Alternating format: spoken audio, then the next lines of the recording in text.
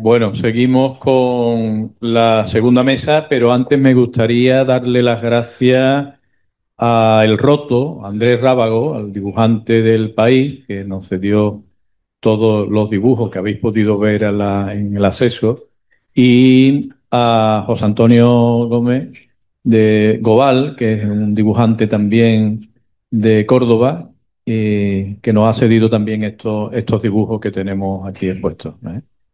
Bien, la segunda mesa, conflictos sociales de los macropolígonos de renovables, ¿eh? La presenta como moderador Ernesto Romeo, del Movimiento Ciudadano de Teruel Existe y a la vez también de la plataforma de Aliente de la Coordinadora Nacional. Ernesto, empezamos, ¿qué te parece? Muchas gracias, Juan. Bueno, yo también lo primero quería también agradecer a mis compañeros de la Coordinadora Aliente que han trabajado para esta jornada, porque hemos tenido un mes muy intenso en Aliente. Esta era la jornada que teníamos programada para octubre, pero surgió la del Congreso de los Diputados, que era importante para llevar la voz de la ciencia y de los territorios a la casa de todos, la supuesta casa de todos, y nos surgió la manifestación de Salvemos el Mundo Rural. Y hemos podido con todo, no sé cómo lo hemos hecho, pero hemos podido con todo, así que muchas gracias por el esfuerzo. También quiero dar las gracias a Chimo, que está en la parte técnica, todo lo que están viendo online, lo están viendo gracias al trabajo que está realizando. Lo estamos viendo en directo en Zoom, no hemos podido emitirlo en YouTube, pero luego lo grabaremos, o sea, lo pondremos en YouTube para que todo el mundo pueda seguirlo. Dar las gracias a la universidad y a la coordinadora valenciana y a Periferias del Món por apoyar esta jornada, y daros las gracias sobre todo a todas las plataformas que lleváis luchando en estos territorios por defender los territorios y por pedir una transición que de verdad debería haber sido ecológica, de verdad debería haber sido justa y no la especulación energética que estamos sufriendo. Y gracias también a toda la gente del mundo de la ciencia y de la universidad que es valiente para lanzar determinados mensajes en estos foros que estamos preparando, que nos están escuchando en otros sitios. Hoy me preguntaba un periodista que si nos habían invitado al congreso de las jornadas por el cambio climático que han inventado políticamente por el pacto del cambio climático a raíz de los incendios. Digo, no, Aliente de las plataformas nunca nos inviten a estas cosas. Es más, estas jornadas surgen porque la coordinadora le hierve la sangre de ver cómo hay siempre jornadas de empresas o políticas en la que se nos venden unas cosas que no es real lo que está pasando. Y la gente que está aquí en la ciudad, una ciudad como Valencia, y vas por la calle, mucha gente no es consciente de lo que está ocurriendo en nuestro país. Y creemos que hay muchas voces del territorio y muchas voces de la ciencia que deben ser escuchadas, y qué mejor ámbito que las universidades para poder hacerlo. Y ese es el objetivo que hemos ido haciendo en las jornadas, y os agradecemos mucho a todos participar y a los que nos están viendo también. Bueno, me toca una mesa muy bonita porque es la de los territorios, en la que creo que podemos profundizar más que solamente a veces las luchas, iremos hablando con unos y otros. Y para empezar, tenemos, para hablar de la resistencia del mundo rural, las luchas por la tierra, tenemos a María Cinta Moliner, que es miembro de la asociación Nostra Terra de les Coves de Vinromà, en la Plana Alta. Hola, buenos días. Sí. Gracias. Buenos días a todas y todos. Gracias por venir. Yo soy María Cinta Moliner, pertenezco a la asociación Nostra Terra. Venimos del interior de la provincia de Castellón, por lo tanto, del rural. Evidentemente no manejamos todos los datos ni toda la información que tienen los científicos, los investigadores, las personas que tanto han trabajado, han hecho publicaciones, etcétera, sobre el tema que nos ocupa de la transición energética y de las energías renovables, pero al venir del mundo rural sí podemos trasladar lo que pasa, porque lo vivimos en primera persona, lo sufrimos en primera persona. ¿Qué pasa cuando alguien vive en un lugar que ha sido elegido por no sabemos quién, ni en fin, un fondo inversor que no sabemos de dónde viene, para desarrollar un proyecto industrial para generar energía fotovoltaica, energía eólica, tratamiento de residuos, etc. Si vives en una zona de diseminado y, en fin, una zona de poca densidad de población y te dedicas al sector primario, tienes muchos números para que te toque esta suerte. Ya se sabe, poca gente, pues poca respuesta social, suelo barato. Bueno, más que suelo prefiero decir territorio, como sinónimo de tierra, campo, cultivado o no, terreno forestal. Eso es lo que nos pasó a nosotros. En la comarca de la Plana Alta, a finales del año 2020, apareció un macroproyecto para generar energía fotovoltaica que se llamaba Magda. Pretendía generar 150 megavatios de potencia para transportarlo desde la zona de la Plana Alta, es decir, desde el interior de Castellón, con líneas kilométricas hasta la subestación de la Plana en la costa. Afectaba a varios municipios de la Plana Alta, pero sobre todo afectaba a un municipio que es de donde yo vengo, de donde está la Asociación Nostra Terra, que se llama Les Coves de Vinromà. Les Coves de Vinromà es el último municipio de la Plana Alta. Realmente pertenecemos al Maestrat histórico, es decir, estamos en el interior ya montañoso de Castellón. Este proyecto pretendía ocupar casi 500 hectáreas de terreno y la particularidad era que el 90% estaban en el municipio de Les Coves de Vinromà, es decir, unas 400 hectáreas, casi 400 hectáreas, pero era la zona mejor del término municipal, es decir, era todo agricultura productiva.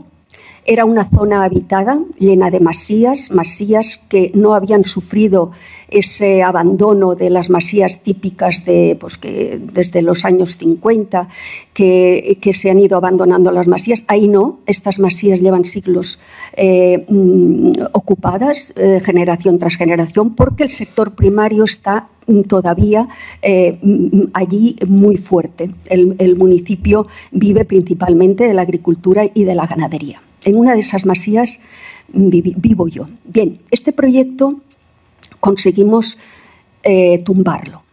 Es decir, se puede, no es fácil, no, realmente nos costó, pero pudimos evitar que se ejecutara.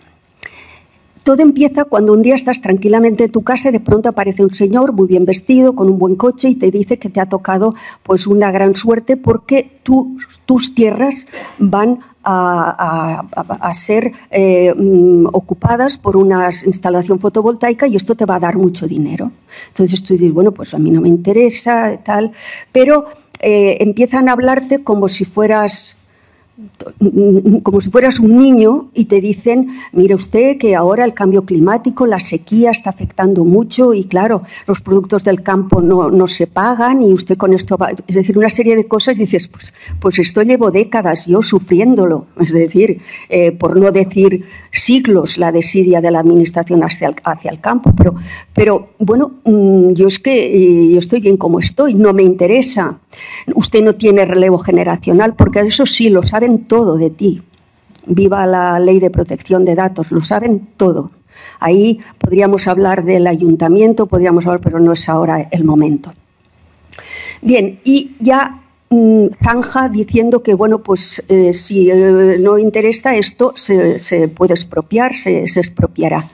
Claro, esto no te lo acabas de creer porque tú dices, bueno, con lógica, aunque no conozcas la legislación ni tengas información muy clara sobre esto, pero dices, ¿cómo me van a quitar a mí la tierra que tengo desde hace generaciones para dársela a un particular para lucrarse? Porque es una empresa, es un promotor que lo que pretende es, en fin, sacar dinero. Esto es imposible. Pero no. Un buen día aparece en el Boletín Oficial del Estado la publicación de una relación de parcelas afectadas por ese proyecto y efectivamente allí están las tuyas. Y, bueno, las mías y las de unos 90 propietarios, porque 400 hectáreas, estamos en una zona minifundista, por lo tanto hay muchos propietarios, de los cuales pues 4 o 5 habían dado conformidad y la resta no. Bien, esto, el impacto, bueno, empiezas a averiguar, a intentar averiguar y tal, y ves que sí, que hay una solicitud de declaración de utilidad pública, que tenía razón el señor del coche grande, que efectivamente aquello se puede expropiar. El impacto emocional que eso supone para las personas que vivimos allí es difícil de explicar si no se sufre. Porque todos tenemos un proyecto de vida que está vinculado, entre otras cosas, pues a un sitio que has elegido para vivir. Y de pronto te dicen que, bueno, pues que tu casa, tu masía, va a estar rodeada de placas solares, evidentemente allí no se puede vivir, y tus parcelas van a ser ocupadas también con un alquiler o con una expropiación por una empresa que va a hacer energía solar. Repito, esto es muy difícil de digerir. De hecho, ha costado pues enfermedad, vidas. Hay personas que, en fin, y todos aquí hay algunas personas que con nombres y apellidos, es decir, no lo han podido soportar porque tiene una repercusión emocional muy grande. Bien, cuando llega esto, pues empiezas a luchar con las herramientas que tienes a mano, las que todos sabemos, las alegaciones, los recursos, etcétera. Y llegamos al contencioso, porque todo iba cayendo, en fin, los recursos hay silencio administrativo, las alegaciones no sé si se las miran, llegamos al contencioso. Y en el contencioso fue en el trámite del contencioso cuando cayó el proyecto. Y aquí quiero hacer un inciso porque, bueno, luego, si acaso, porque ahora no tendremos tiempo, porque hay muchas particularidades en el tema del contencioso. Realmente no hubo una resolución final, no hubo sentencia, no. La empresa renunció en este proceso, renunció al proyecto. Pero nosotros ya habíamos presentado la demanda, ya se había admitido a trámite en el TSJ de Madrid. Y ahí nos dimos cuenta, el bufé de abogados que nos representaba, nos dimos cuenta de que si se puede es bueno llegar al contencioso porque te das cuenta de la cantidad de irregularidades que se producen en la tramitación de estos expedientes. Creo que fue a principios de marzo del año 2024 que se admitió a trámite esta demanda y en el mes de julio todavía no habíamos tenido acceso al expediente. Para poder presentar debidamente la demanda se necesita tener acceso al expediente. El Ministerio mandaba unas carpetas que no contenían lo que tenían que contener, un proyecto, te daba acceso a un proyecto que no estaba indexado, estamos hablando de una castaña de proyecto, eso no es una licencia municipal para abrir un kiosco. Es una planta fotovoltaica de 150 megavatios de potencia y el expediente, según el trámite administrativo, tiene que estar debidamente indexado, sus carpetas, aquello no había por dónde cogerlo. Varias veces tuvimos que pedirle al tribunal que requiriera al Ministerio para que aportase el expediente debidamente, en fin, con la transparencia que requiere. No hubo forma. Antes renuncia la empresa y se decreta el archivo del proyecto, del expediente, que nosotros pudimos ver todo el expediente. Es importante llegar al contencioso, pero no es lo único que podemos hacer. Si no hay una fuerza social, si no se explica bien a todos los vecinos qué es lo que supone una instalación de este tipo, para que valoren exactamente lo que están a punto de perder. Es decir, nadie tiene ni pajotera idea de lo que supone ocupar 400 o 500 hectáreas por placas solares. No lo hemos visto al lado de nuestra casa. Tenemos que hacer un esfuerzo para explicarlo y para que la gente se dé cuenta del valor de la tierra y que no se vende al primero que pasa. Eso requiere un esfuerzo, no solo que los juristas lleguen a presentar una demanda, con todos los recursos que hay que invertir, sino que tenemos que hacer una inversión importante en explicar a la gente lo que esto supone.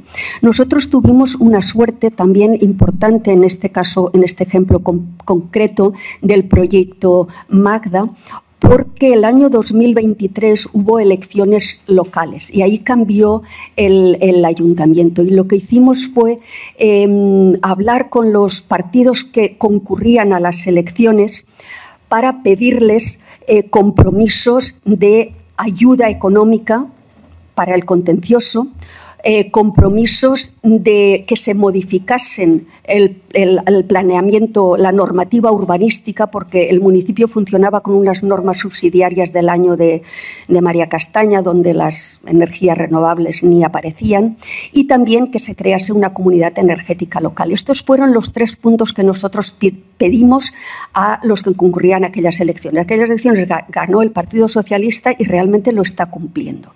Y además, el Partido Popular, que quedó en la oposición, nos ayudó para firmar, que lo hicimos, ¿cómo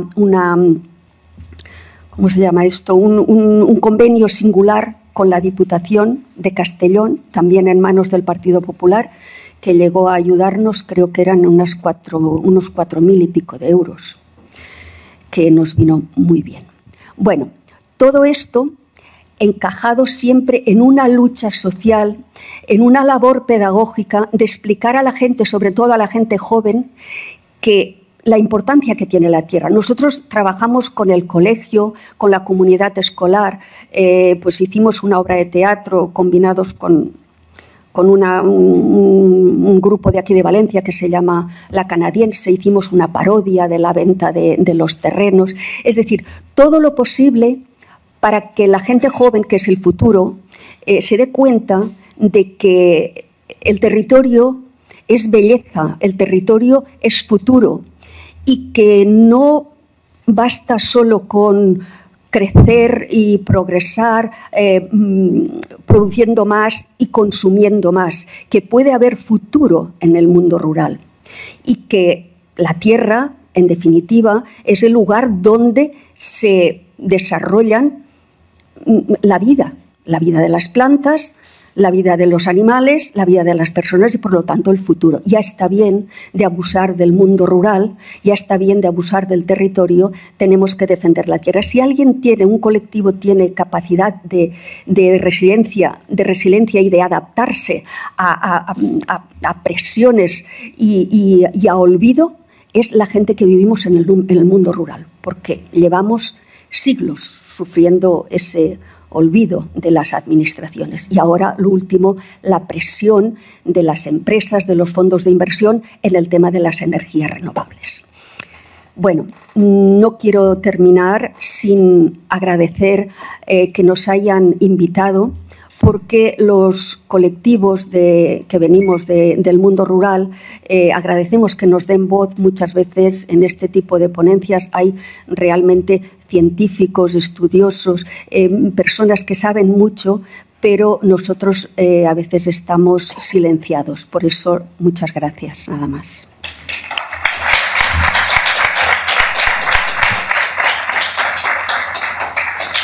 Muchas gracias, Cinta. Ya les digo que es admirable el trabajo de la gente que está trabajando en cada territorio para concienciar a la población de sus territorios, para defenderse ante quien no debería defenderse, como es, por ejemplo, las situaciones con el Ministerio, con el MITECO, que es una vergüenza que se esté tratando a la ciudadanía así cuando está intentando pedir información, que es que está en su derecho a hacerlo. Y es admirable un poco, y por eso repetir el agradecimiento a toda la gente que está trabajando en este ámbito. Continuamos con una ponencia que se llama Conflictividad Social de Proyectos de Energías Renovables y Nueva Ruralidad. Esto de la nueva ruralidad tiene miga.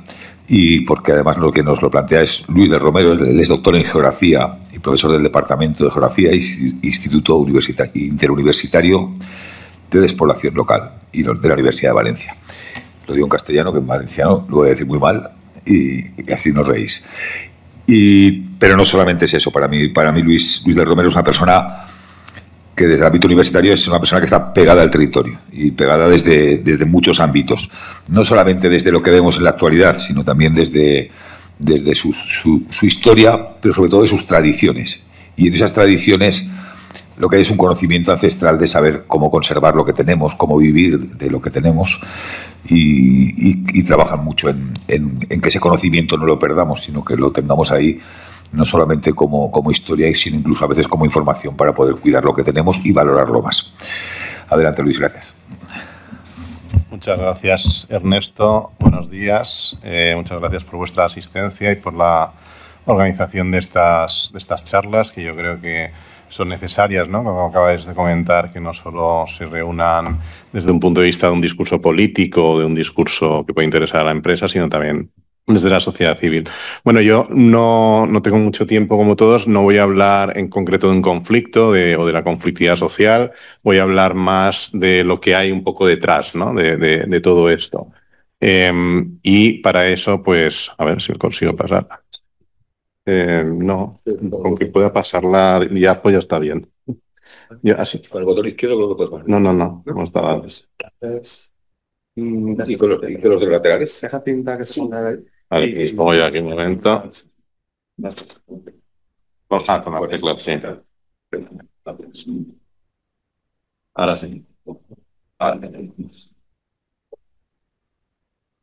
Bueno, hay un politólogo norteamericano, Joseph Nye, que acuñó el concepto de soft power, y esta idea de que uno puede tener mucho poder económico, mucho poder militar, pero en el siglo XXI ya no es solo suficiente, evidentemente puede ser condición necesaria en muchos conflictos internacionales, pero no es condición suficiente.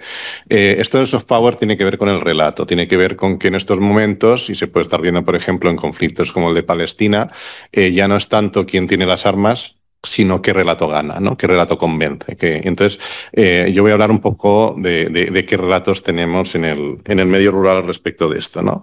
Entonces, pues bueno, digamos que yo voy a hablar de relatos y cuál es el relato que todos conocemos sobre lo que es la transición energética, ¿no? Estamos ante una crisis climática sin precedentes, todos ya lo sabemos, hay una serie de declaraciones institucionales de emergencia climática y una necesidad urgente, pues, de disminuir esas emisiones y, bueno, pues acelerar. Para eso se transforma vía legislativa o directivas en toda una serie de directivas de aceleración del despliegue de energías renovables, teóricamente para la búsqueda de una mayor soberanía energética, política, sostenibilidad, oportunidades de empleo, beneficios económicos para ayuntamientos, en algunos casos maestrado, pues descuentos para la luz y este tipo de cosas, ¿no? Este sería como un poco el relato que desde una cierta interpretación a veces interesada de lo que serían pues el Pacto Verde Europeo, pues parece que llega a nuestras administraciones y a nuestros territorios, ¿no? Entonces, luego, como ya habéis comentado, la realidad del relato cambia un poco, ¿no? Con la distribución efectiva de los parques eólicos por comunidad, que ya se ha comentado, pues eso, Madrid Gran Sumidero, Castilla y León 272, Extremadura 1, pero ya hace bastante con hidroelectricidad, con lo cual ya está bastante castigado por ahí. Bueno, pues un cierto desequilibrio desde el punto de vista, efectivamente, de la ordenación del territorio, bastante incomprensible entre demanda y oferta de algo fundamental que es la generación de energía, ¿no? Entonces, hay otro relato, que es un poco el relato que se está manejando más desde las plataformas o desde los territorios. Y es el relato de que en estos momentos, pues sabemos que Aragón y ambas Castillas tienen el 55% de la potencia instalada, no tienen el 55% del PIB, no tienen el 55% de la población, Madrid 0%. Sabemos que muchos de estos complejos que se acogen a este discurso, ¿no?, de la necesidad de transicionar hacia modelos de energías renovables, pues están bastante distantes de áreas de consumo, lo cual, desde el punto de vista técnico, pues no tiene a veces mucho sentido por las pérdidas que se pueden producir en red.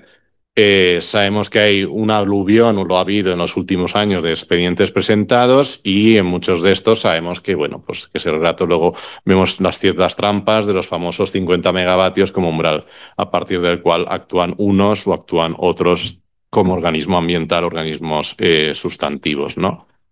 Sabemos también que hay situaciones muy extremas, particularmente en Aragón. Hay una zona en Zaragoza, Fuendetodos, Azuara, Aguilón, Villar, hay más megavatios que personas. Esto ya es algo bastante llamativo, ¿no? Y no necesariamente ni va estable la población ni va hacia arriba, más bien va hacia abajo, porque al fin y al cabo ya se ha escrito mucho sobre esto. no hay una correlación positiva entre un mayor despliegue de energías renovables y un mayor asentamiento de población.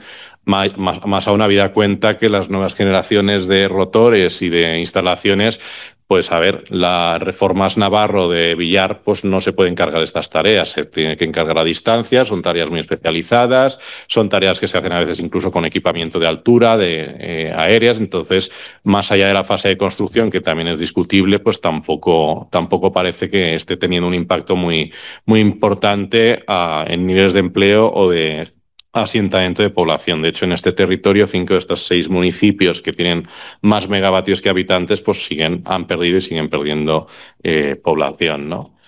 Y bueno, pues a partir de esta colisión de estos dos relatos que más se escuchan, pues hay lo que sería ya casi una década de conflictividad social por una serie de elementos que todos conocemos, ¿no? La famosa, empezando por abajo, fragmentación de proyectos a la que ya me he referido, la opacidad en los procedimientos, ¿no? Que tan difícil es hacer las cosas bien, o lo que acabas de comentar, ¿no? Tan difícil es enviar un expediente con un índice que corresponda con los números de páginas de las partes, pues parece ser que sí, o de manera interesada o desinteresada, o por el caos que también hay en las delegaciones de industria y en los gobiernos autonómicos, ¿no?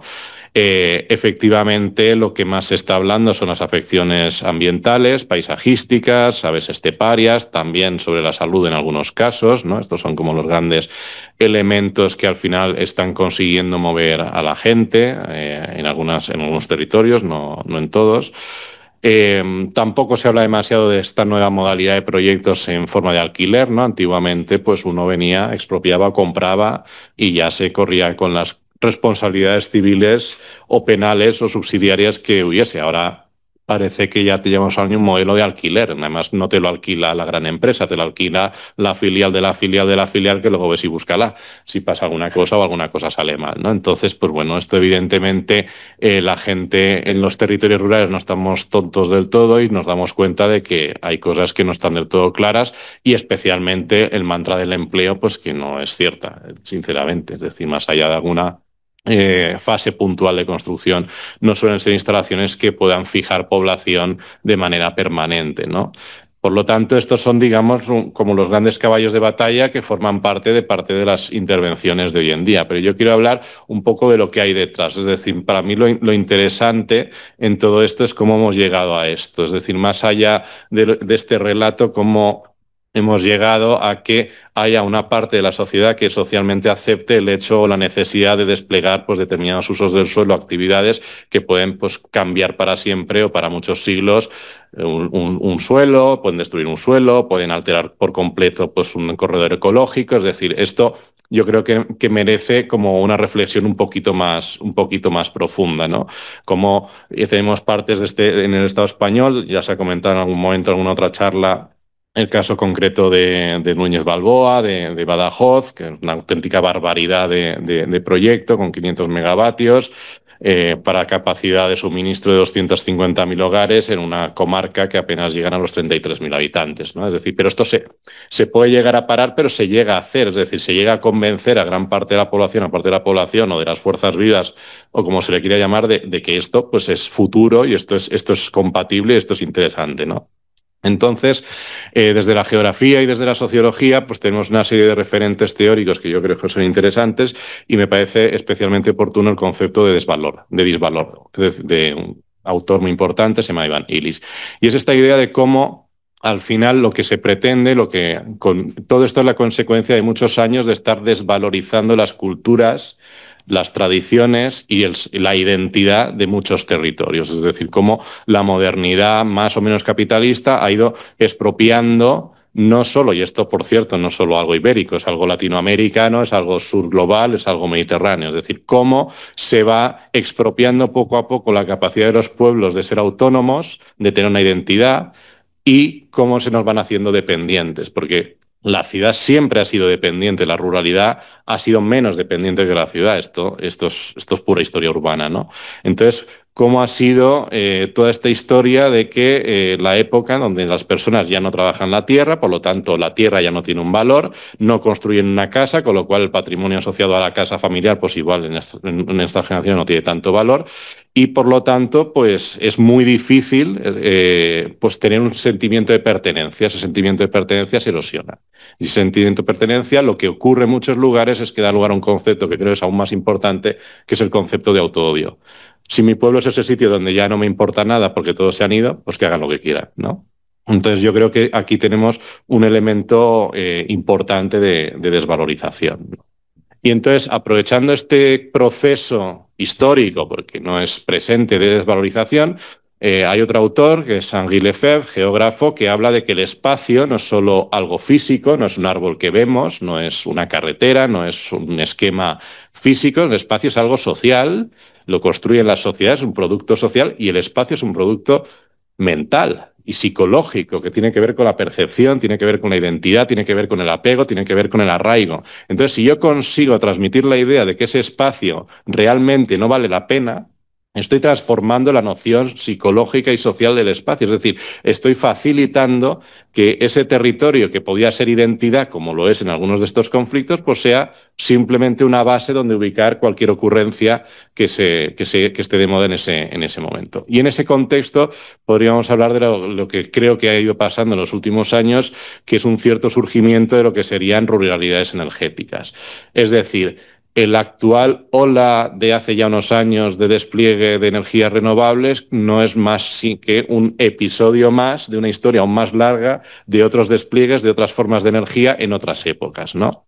Es decir, el espacio como producto social al final pues se va especializando en lo que puede o en lo que le dejan o en lo que le obligan, ¿no? En muchos casos. Aquí tenéis, por ejemplo, una línea de tiempo del siglo XX para que repasemos que nuestras ruralidades, especialmente en Aragón y también en Castilla y en el Pirineo, hace ya muchos años que se les han sido forzadas a especializarse en producción de energía, también renovable, por otro lado, o ciertamente renovable, pero en este caso hidroelectricidad, desde los primeros planes de embalses y regadío, los primeros planes de obras públicas, y donde justamente parecía que los lugares más idóneos igualmente eran lugares despoblados, alejados de lugares de consumo, en áreas de montaña que casualmente pues ya tenían una cierta decadencia, y que en todo este proceso ha sido muy doloroso. Ha sido muy doloroso en el sentido de que ha habido grandísimos impactos, vaciamientos enormes en zonas de valle,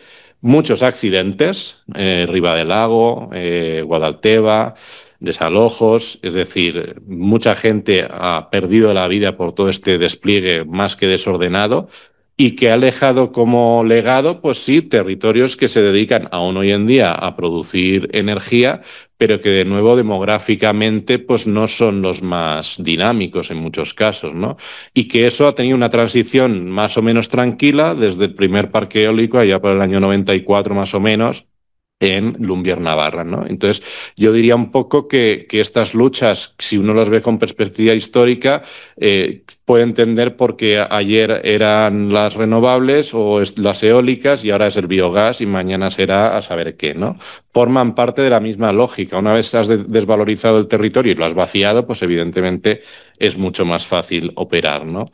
Es difícil entender estos proyectos simplemente desde un punto de vista técnico, es decir, haciendo una evaluación de impacto ambiental, viendo efectivamente qué usos del suelo hay, qué corredores ecológicos, qué fauna, qué biodiversidad, qué patrimonio, por ejemplo, masovero, y de repente, ¡pam!, pues tropecientos aerogeneradores, y hay que reconocerlo, y una parte de la sociedad, pues local incluso, te dice, más o menos informada, te dice, bueno, es que total, para los que quedamos, o es que nos agarramos a un clavo ardiendo, ¿no? Y aquí lo que haga falta, con tal de que venga dinero, y luego pues te ves pueblos que están llenos de dinero y con unos polideportivos estupendísimos, pero sin niños, ¿no?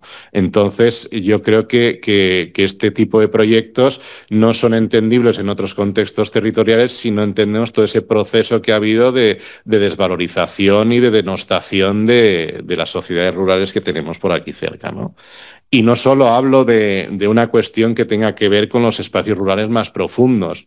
Aquí estamos en el litoral valenciano. El litoral valenciano ha padecido una transformación absolutamente salvaje en el último siglo y ya antes del boom y muchos siglos. Este es el caso de Altea, una localidad costera de la Marina Baixa. Es decir, todos estos colonización, depredación, homogenización, banalización, expulsión, lo que era en los años 50 pues un pueblo costero y agrícola, pues en estos momentos es un pueblo más de producción y monocultivo únicamente turístico. Y toda esta de la desvalorización al final te lleva a la homogeneización, y las homogeneizaciones siempre son muy peligrosas, porque cuando luego aquello que hace funcionar lo homogéneo ya no funciona, pues vete tú a saber, por ejemplo, cuando el cambio climático, y en Altea tiene muchos problemas y empecemos a tener problemas de fenómenos costeros, a ver de qué van a vivir esta gente. De igual modo que cuando el embalse de Ricobayo o el que sea se acabe de aterrar, pues a ver los 4 que queden de qué van a trabajar, ¿no? Por lo tanto, yo creo que es un fenómeno que va mucho más allá de un área rural muy, muy profunda. Y bueno, esta es la realidad, ¿no? Además, el discurso de desvalorización podría tener un encaje en una lógica mercantil liberal, pero como ya habéis mostrado, esto es consumo y producción, no me voy a entretener porque me paso de tiempo. Parecemos estar produciendo más de lo que hace falta, y es como que es al revés. Vamos a buscar a ver qué cosa podemos hacer para poder justificar todas estas barbaridades, ya sean centros de datos o ya sea cualquier ocurrencia, porque claro, si no esto no funciona, esta maquinaria no funciona. Cuando es al revés, que se habla en la mesa de antes, primero veamos las necesidades del territorio y luego en función de esto veamos qué realmente se puede hacer. Y aquí, y una última idea que me gustaría un poquito desarrollar en estos minutos, es la idea de lo que yo llamo la paradoja climática.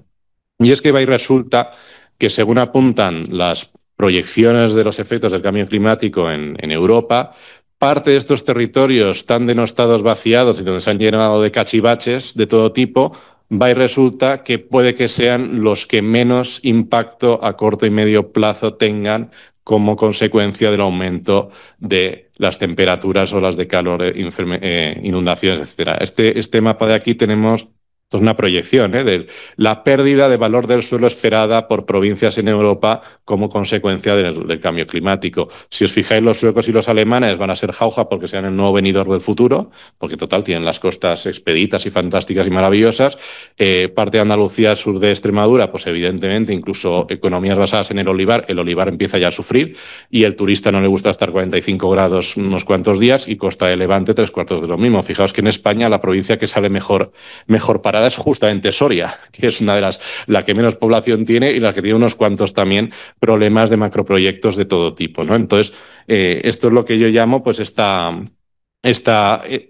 paradoja, ¿no? Porque en el medio rural ya creo que no se trata de hablar de si renovables sí, así o es, sino lo que nosotros nos preguntamos a veces en Teruel es ¿qué será lo siguiente? Y hago un inciso: en 10 años que llevamos trabajando en Teruel hemos luchado contra una macrogranja, contra una deposición de lodos, contra un macroparque y contra un campo de golf.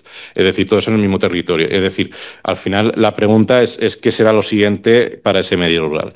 Y bueno, pues aquí una vez más, insisto, estos son fuentes oficiales, esto no es nada catastrofista, esto está en la página web que se llama Adapta al Cambio Climático, lo que se espera de aumento de anomalía de noches cálidas, con una correlación bastante alta con grandes áreas urbanas, mientras tenemos esas ruralidades ibéricas, donde están las fuentes, donde quedan los bosques reguladores del clima, donde quedan paisajes que, por cierto, forman parte de esas identidades, donde se produce el alimento, donde hay vivienda, donde hay artesanía, donde hay cultura, donde hay arte, ¿no? Donde hay una arquitectura, como el caso de Coves de Vinromà, que va y resulta que nuestros antepasados sabían mucho de construcción bioclimática, donde va y resulta que estaban muy adaptadas, mucho más adaptadas al territorio de lo que pensamos, donde va y resulta que había un uso bastante inteligente con un bosque mixto pastizal que permitía una producción que no sobreexplotaba, o lo que diríamos en teoría general de sistemas, pues la resiliencia de los sistemas, ¿no? Y todo esto es lo que tenemos ahora mismo cayéndose, o lo que se pretende en algunos casos rodear pues de cachivaches industriales o de grandes proyectos de otro tipo de cosas, ¿no? Entonces, en esto quería acabar, ¿no? En esta gran paradoja climática, que esta ruralidad que parece el patio de atrás para hacer determinadas administraciones, este conjunto de territorios denostados, vaciados, desvalorizados, reducidos a un papel a veces colonialista de patio de atrás, a ver si va a ser la esperanza de futuro de parte de la sociedad de este país, a ver si va a ser que eso que llamamos cada vez más refugio o oasis climático, pues lo vamos a encontrar en nuestras montañas, lo vamos a encontrar cuando empecemos de verdad a tener problemas de soberanía alimentaria como consecuencia de las alteraciones climáticas, a ver si vamos a tener que recuperar de verdad paisajes agrarios, a ver si va a ser que efectivamente van a sufrir las consecuencias, pero nada que ver con las consecuencias que puede haber en una gran ciudad a 0 metros sobre el nivel del mar o que ya de por sí está sufriendo inundaciones como mañana tendremos ocasión de observar, ¿no? Por lo tanto, un poco la idea que yo creo trasladar, que es lo que le comentaba antes a Emilio, es esta idea de un rearme ideológico, es decir, no defendamos los territorios rurales como algo reactivo, sino lo defendamos como algo proactivo en el sentido, señores de las ciudades y los despachos, a ver qué hacen, no vaya a ser que luego busquen ciertos recursos que ya el país no tenga. Muchas gracias.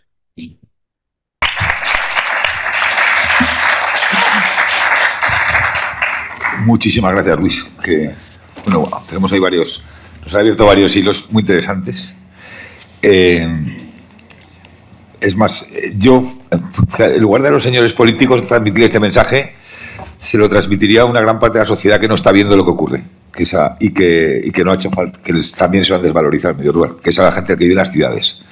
La gente que vive en las ciudades come del medio rural, respira del medio rural. Su salud viene del medio rural porque somos biodiversidad, se nos olvida el ser humano, y en la biodiversidad está la salud. Si no hay murciélagos tendremos mosquitos inmensos, si no hay buitres tendremos un problema porque nos faltará el último animal de la cadena necrófaga. Entonces las ciudades necesitan el medio rural. A veces pienso, nos tratan como territorios pobres y en el fondo somos los territorios más ricos, porque es donde están los recursos, que es hoy en día lo que buscan. Por eso lo quieren vacío. Pero sobre todo, ante lo que viene, cada vez serán más ricos, porque son la alternativa.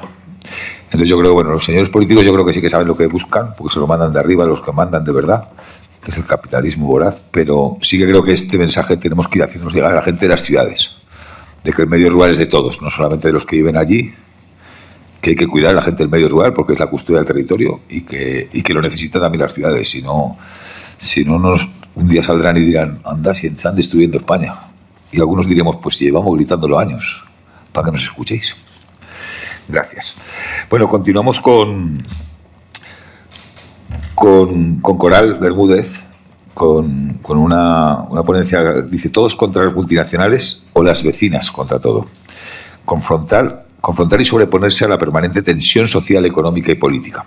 Porque al final esta lucha, ayer hablaba con Coral, nos lleva mucho más. A veces parece que nos atacan por tantos lados, que al final el que lo defiende es como que está todo el rato defendiendo a los cuatro costados. Coral es miembro de Aldeas Libres, de macroeólicos, en Galicia, pero también es fotógrafa e ilustradora. Y entonces yo ayer me estuve enseñando un poco lo que iba a trabajar como es ilustradora, ha preparado un poco qué es lo que estamos viviendo en el medio rural con un relato teatralizado prácticamente con sus ilustraciones, que así podremos visualizarlo mucho mejor y que le ayuda también a sintetizar muy bien pues todas esas emociones, conflictos y luchas que estamos viviendo y que a lo mejor nos viene bien para transmitírselo a la gente de las ciudades, que hemos dicho que no hace falta. Gracias, Coral. Hola, buenas. De primera, dar las gracias, sobre todo por dejarnos espacios así para hablar sobre estos temas que normalmente no pasa. Y nada, yo os voy a poner un poquito en canción. De primera os voy a enseñar cuál es mi territorio, de dónde vengo. Esto es en la reserva de las Mariñas Coruñas, la reserva de la biosfera. Y como podéis ver, es un tramito muy pequeñito nada más de lo que es Galicia. ¿Cómo empieza todo esto? Un día te levantas por la mañana y empiezan a publicar que va a haber un proyecto. El proyecto en este caso era el de Monte del Gato. Para mí era muy importante porque era todo un tema de patrimonio arqueológico brutal. Entonces, claro, tú dices, a ver, ¿qué está pasando? ¿Por qué está pasando? ¿Realmente estas renovables merecen la pena cuando las ponen aquí? Siempre tiendes a pensar que puede ser un error, ¿no? Es decir, nadie vio el valor que tiene mi terreno, el valor que tiene el patrimonio y mira, pues vamos a ponerlo, vamos a enseñarlo y seguramente todo el mundo entre en razón cuando vea cómo funciona esto. Pero hay un problema, que cuando empiezas a trabajar, de repente te pones en contacto con más gente y esa gente te enseña más proyectos. Y todos esos proyectos se convierten en esto. En que una mañana te levantas y te das cuenta de que mires hacia donde mires. Yo vivo en la Flechita Roja. Da igual, no tengo paisaje, no tengo nada.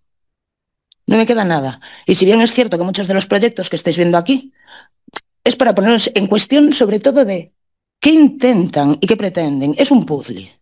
Y es un puzzle que les da igual. Ellos lo que quieren es que llegue la hora de la verdad, se hagan 3, se hagan 15, no les importa. Quieren los derechos sobre la tierra, no quieren los molinos.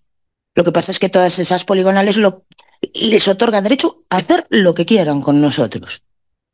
Y bueno, ¿por qué hacen esto?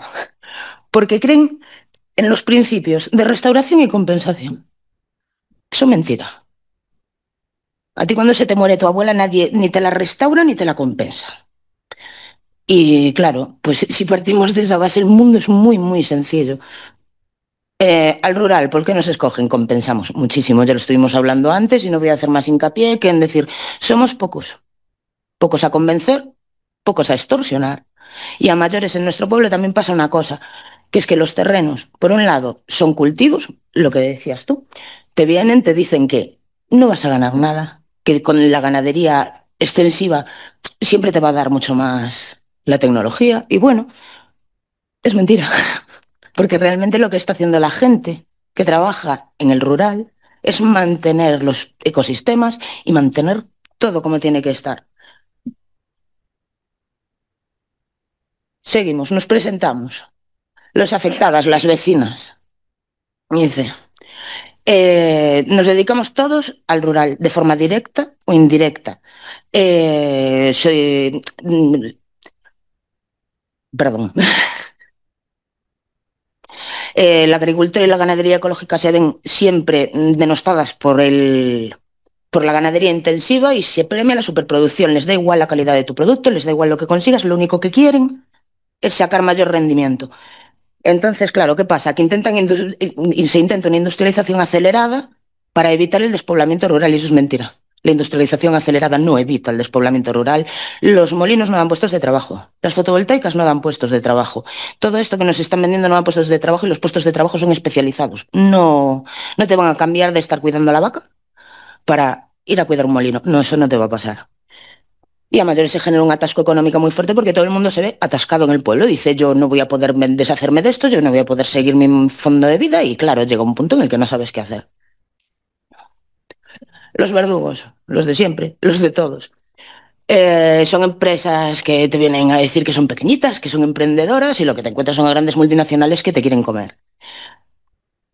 Para tomarlo un poco a coña, vamos a decir, ¿cómo nos podemos montar una empresa así? Coges una empresa grande, te montas una empresa pantalla. Esa empresa pantalla lo primero que hace es poner un nombre precioso, lo que hablábamos, Green, algo power total, aparte que suene súper moderno y lo más transgresor del mundo. Y a la vez coges y le pones un nombre al polígono que sea lo más bonito y regional que te encuentres. Vamos a llamarle Morriña. Vamos a algo que te haga sentir que es tuyo y que forma parte de ti. Coges un capital social ridículo y prometes una inversión monstruosa. Eso nunca va a poder pasar. Tú no puedes coger a una empresa que te dice que tiene 9.000 euros de capital social y que te va a hacer un proyecto de 2 millones. ¿Cómo? ¿Por qué? Es decir, yo no puedo presentar un proyecto así. Yo no puedo llegar a alguien y decirle, mira, no tengo nada, pero te lo voy a dar todo. ¿Cómo lo vas a hacer? Yo los defino como personas muy grises, con intenciones muy negras, que para solucionarlo pintan de verde, pintan de verde, pintan de verde. El cooperador necesario, las administraciones. Sin administración, aquí las administraciones lo son todo, son el centro. Es decir, tienes la posibilidad de coger y de unirte a ellas, hablar con ellas. Efectivamente, tú es lo que tienes que hacer. El que tienes que convencer es a ellos. Y en nuestro caso, es gracioso, yo siempre lo dije, en concreto en mi pueblo, el alcalde cooperó, ayudó, dio dinero y no dio información. Yo le contaba a mi compañera antes que yo le pagaría todo el dinero que nos dio mi alcalde a cambio de esa información. Yo sin información no soy nada y por mucho dinero que me des, si no me dices qué estás haciendo de puertas para adentro, sabes, evidentemente tú llegas a junto de ellos y ellos te van a decir que sí, que te entienden. Anda, no sabía nada del proyecto. Bueno, vale, voy a aceptar que no sabías nada del proyecto, no me queda más remedio, es tu palabra contra la mía. Luego llega la hora de la verdad y te dicen, yo todo lo que sepa te voy a informar, voy a colaborar. Y un día te llaman y te dicen, ¿sabes que hay una furgoneta de tal empresa en la puerta del ayuntamiento? Y dices, bueno, vale, vamos a darle unos días a mi alcalde para que venga y me informe de qué está pasando. Y bueno, pasa el tiempo. No lo puedo definir de otra manera. La organización criminal. La organización criminal son personitas que se juntan para poder cometer un delito. No hay nada más. Y el delito es el delito. Y los que lo permiten son los que lo permiten y tal. No llega con una mano ejecutora. A ver, hay que entender que cuando trabajas con las administraciones, ellos quieren votos. Ellos quieren volver a estar ahí. No te quieren a ti, no te quieren como persona. Quieren los resultados que les das y esos son los votos. Entonces, ¿qué pasa? Que las administraciones y las empresas no pueden vivir el uno sin el otro. Ellos lo que intentan es capitalizar el mayor territorio posible en el menor tiempo posible, porque aparte ellos saben que tienen fecha de caducidad. Es decir, ellos saben que tienen 4 años de legislatura y que a lo mejor en la próxima no están. Y en esos 4 años tienen que reventarlo todo lo posible. Pero también les pasa dentro de las empresas, que llega la hora de la verdad y, uy, los puestos rotan, ¿sabes? Y entonces las personas quieren sacar todo lo posible tal. Y luego también tienen conflictos entre ellos. Pero ellos lo tienen mucho más fácil porque nosotros no nos reconciliamos en el cajero, pero ellos sí. Y ellos cuando tienen un problema pasan por caja y ya no hay problema, se solucionan y vuelven de la mano. Normalmente los ayuntamientos están esperando cualquier excusa para enfadarse contigo. Y normalmente la excusa es la radicalización y la politización. Y tú lo puedes negar hasta que aparecen ellos, que son los distintos partidos políticos, no personas políticas. No hablamos de personas aquí nunca, hablamos de partidos. Y de personas que no saben salir de su rol de partido cuando salen del partido, que esa también es otra.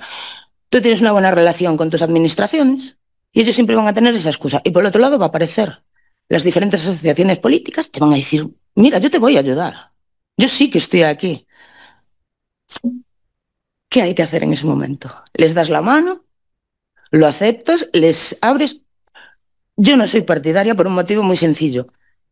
Ellos lo que quieren, te vienen y te quieren ayudar, pero no te quieren ayudar. Quieren estar metidos en el meollo para demostrar que tienen derecho y que, jolín, vótame. Si yo soy buenísimo, si mírame, yo estoy aquí.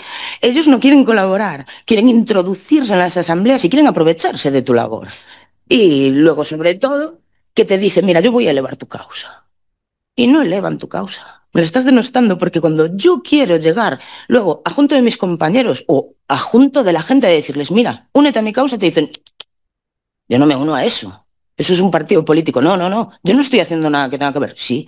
Y claro, obviamente, si tú coges una foto de una manifestación que hayamos organizado nosotros y está llena de siglas políticas, pues yo no puedo discutir eso, ni se lo puedo discutir a mis compañeros, ni a mis vecinos, ni al ayuntamiento.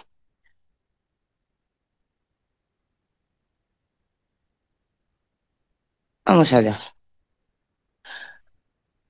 Los testigos. Las grandes agrupaciones ecologistas. Sé que esto puede sonar polémico, pero a nosotros y en nuestra causa, lo que viene siendo el G5, Greenpeace, BirdLife, Ecologistas en Acción, no nos ayuda. Nos sentimos realmente decepcionados y fuera de todo lo que estaba pasando. Sobre todo estamos hablando de los inicios. Ahora hay que reconocerles que ha cambiado mucho la historia, pero bueno, no sé, como que es muy fácil subirse al carro cuando todo ya ha pasado. Su punto de mira solo estaba focalizado en las grandes luchas mediáticas, es decir, tenías que estarles ofreciendo algo muy jugoso para que ellos colaboraran. No, no funciona así la vida. Su falta de apoyo también nos restaba muchas veces credibilidad. Es decir, oh, ¿y por qué Greenpeace no te...? Pues no lo sé y... Oh, pues qué raro, no lo sé. Yo no puedo contrarrestar que me vengan a preguntar esto. Y nunca os pusisteis en contacto, sí, pero no hay respuesta. ¿Qué pasa? Que asumen que la solución al conflicto está en la industrialización. Y no está en la industrialización. Tú no puedes coger y automáticamente cambiar el verde por máquinas y decir, acabo de arreglar el planeta, no estás arreglando el planeta. Y esto hace una cosa que es muy graciosa, que es que cuando llegas al pueblo y hablas con ellos te dicen, ecologistas de ciudad. Y dices, pues sí, porque tú realmente con este mensaje, sin aponernos, lo que estás diciendo es, yo necesito esa electricidad y que sea limpia para consumir en la ciudad y la vas a generar tú. Es triste, pero es así. Para ejemplificar un poco todo esto y teniendo en cuenta que ha cambiado muchísimo la posición del G5 con respecto a las renovables, se me dio por leer lo que llamaron Prioridades de los grupos ecologistas para la ministra de Transición Ecológica y Reto Demográfico, que lo publicaron en enero de 2005. Y es muy interesante. Hablan, por ejemplo, de garantizar que ninguna política, incluidas las implementadas para hacer frente a la crisis climática, supongan un agravamiento de la crisis de biodiversidad. Eso está muy bien. Y exigen una planificación justa de las nuevas energías renovables. Tengo un problema con la palabra justa. Justo lo hablamos hace nada. La palabra justo, pues tendremos que coger un día, definirla, pautarla y a partir de ahí la podremos usar. Pero justo no tal. ¿Qué pasa con esto? Estamos viendo a concebir la electrificación de todo como una solución. Y tú como ecologista no me puedes decir que lo puedes electrificar todo. Tú como ecologista tienes que saber que el planeta es finito. Y si tú quieres electrificar hasta los pensamientos, con eso lo único que consigues es cargarte todo. Y sobre todo fomentar el extractivismo, que al final es el problema que tenemos. Llama la atención también que hablan, ¿dónde está? Sobre la protección de los ecosistemas marinos, que ha sido uno de los grandes cismas que tuvieron ellos dentro y que la mayor parte lo sabemos. Pero lo dejan caer y nadie habla de la eólica offshore, que todo el mundo sabe lo que conlleva y si no lo sabes, coges, te bajas a Portugal, hablas con un pescador, con el primero que te encuentres y ya está, no necesita más vuelta de ojo. Y luego también decir que no hacen ningún tipo, cuando hablan de ganadería y de los efectos de la ganadería y de los efectos de la ganadería. Y a mí me gustaría que alguien que hablara de los efectos de la ganadería distinguiera entre la ganadería intensiva y la ganadería extensiva. Porque es muy fácil coger y empezar a cabrearte y decir que la ganadería es mala. Hombre, claro, si coges 1.000.000 de cerdos, los metes en 2 metros cuadrados, pues no, el suelo no te va a quedar bien, eso no va a oler bien y encima los cerdos van a vivir mal. Nosotros no tenemos ganadería intensiva. No tenemos, efectivamente, toda nuestra ganadería es extensiva. Si tú estás remarcando y criminalizando la ganadería y no haces distinción, lo que pasa es que a la hora de la verdad se aplican las mismas leyes a mis compañeros de 100 vacas que a una empresa que tiene 100.000. Eso también es capitalizar, conste. Cuando tú coges y no distingues, lo que estás haciendo es capitalizar de nuevo los problemas de otros a los que no tal. Y para poner otro ejemplo, que esto fue muy interesante, el 5 de octubre de 2022 Pedro Sánchez y Sol visitaron Coruña para hablar sobre el tema del MidCat. Ahí nos presentamos como 6 o 7 compañeros con camisetitas pintadas a mano que decían, no queremos ser la pila de Europa. Es decir, no te estamos diciendo no sé qué del MidCat, no sé qué de mi problema con los eólicos. Yo te estoy diciendo, por favor, deja de colonizarnos, no nos trates así. Y bueno, cuando se estaba acabando el acto, apareció Greenpeace y desplegó una pancarta. ¿Dónde está? El dinero del MidCat para renovables justas, ya, de nuevo, ¿qué es justas? Por favor. ¿Qué es justas? Si realmente crees que existen las renovables justas, di mira, renovables injustas, te apoyo, pero es que ni siquiera pasa eso. Y casualidades de la vida. Después de desplegar esa pancarta, el 20 de octubre, es decir, 15 días después exactos, se volvieron a reunir los mismos, pero esta vez en Bruselas, y llegaron a la conclusión de que el MidCat no mola. ¿Qué pasa? Que está el corredor de hidrógeno verde. ¡Oh! Nació. ¡Uf! ¿Me estás diciendo que en menos de 15 días Europa le hizo caso a Greenpeace? No, está orquestado, todo está coordinado, de una manera o de otra.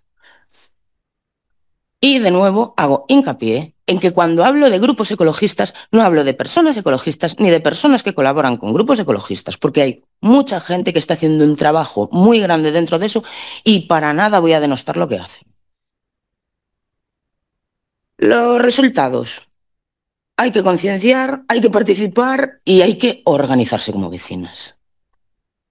Hay que aportar experiencia y sobre todo contamos muchísimo y las plataformas funcionaron porque plataformas anteriores se pusieron en contacto con nosotros y nos ayudaron, nos prestaron todo el trabajo que habían hecho y todos los servicios. No, como característica principal somos, sobre todo en Galicia, grupos muy heterogéneos, llenos de mujeres, conformados en su gran mayoría por mujeres y por personas de edad avanzadísima. Toda la finalidad es llegar a la asamblea.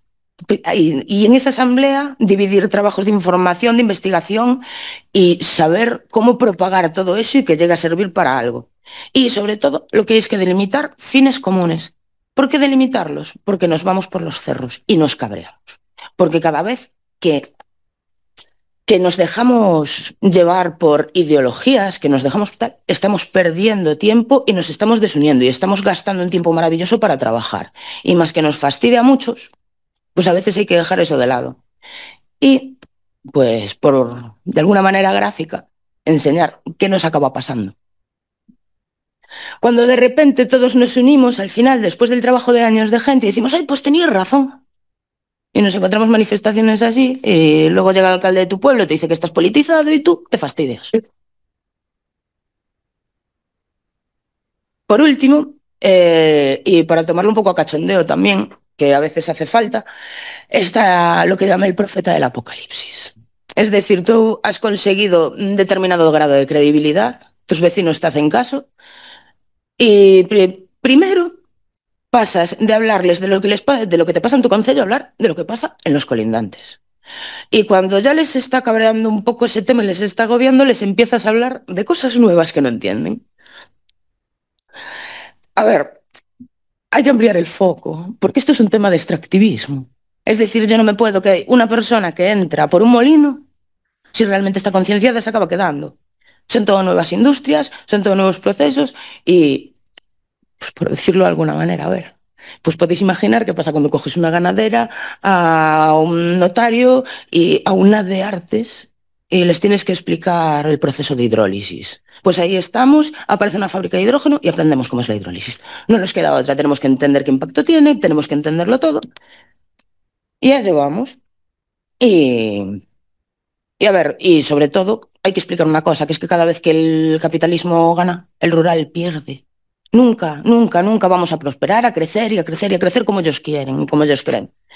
Y bueno, y después del profeta del apocalipsis, está el apocalipsis.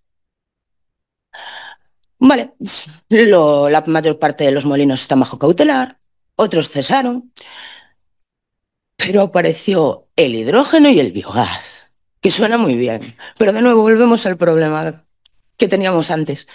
Lo que hablábamos, el biogás está guay, pero he dicho que no hay agricultura intensiva en mi zona. Y mira, ya solo las dos de abajo de aquí son 250.000 toneladas al año. Es estúpido, es completo y absolutamente estúpido, porque van a tener que transportar de toda Coruña los residuos, pero es que ellos, en este caso, ya lo declararon. Son los residuos de las ganaderías, residuos sólidos urbanos y residuos de los mataderos. Vale, pues hablamos de digestato. ¿A dónde va todo eso? A mí me explicaron muy bien mis compañeros que cuando ellos trabajan, porque ellos cuidan mucho su caca, es muy gracioso y se pusieron muy nerviosos cuando vieron todo esto, porque decían, yo necesito el estiércol que produzco. Yo estabulo a mis vacas para producir el estiércol. Yo las tengo libres y digo, uy, necesito estiércol y las encierro. Claro, cuando sus vacas tengan un posible problema de salud, ellos saben hasta dónde llegó su problema de salud, que es su huerto. Mientras que si tú coges todo lo que hay, lo mezclas y lo repartes, es estúpido. Y a mayores, vamos a hablar de otra cosa, que ¿cómo se dice? Perdón.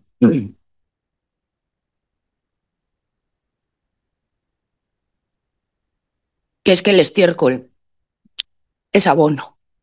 Y nos están cambiando estiércol por abono. Y es algo que es realmente estúpido.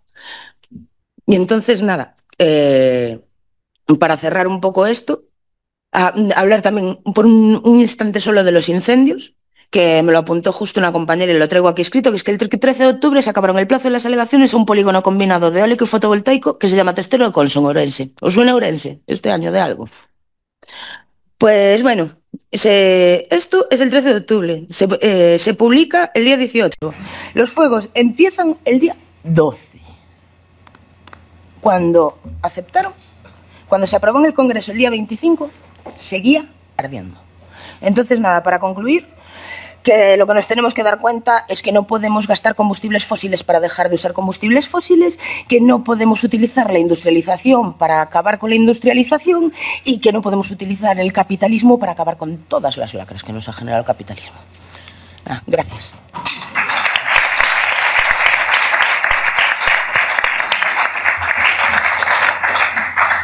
Muchísimas gracias, Coral, por esta visión y con estas ilustraciones tan bonitas. Todavía quedan algunas tallas de las camisetas estas de la ilustración de las grullas que nos regalaron la ilustración para Sevilla, y yo ayer contraté que la próxima camiseta la va a ilustrar, de Aliente la va a ilustrar Coral. Nos va a hacer el dibujo para hacer nuevas camisetas. Se han hablado de muchas cosas que iremos hablando ahora en el ratito este de la mesa redonda.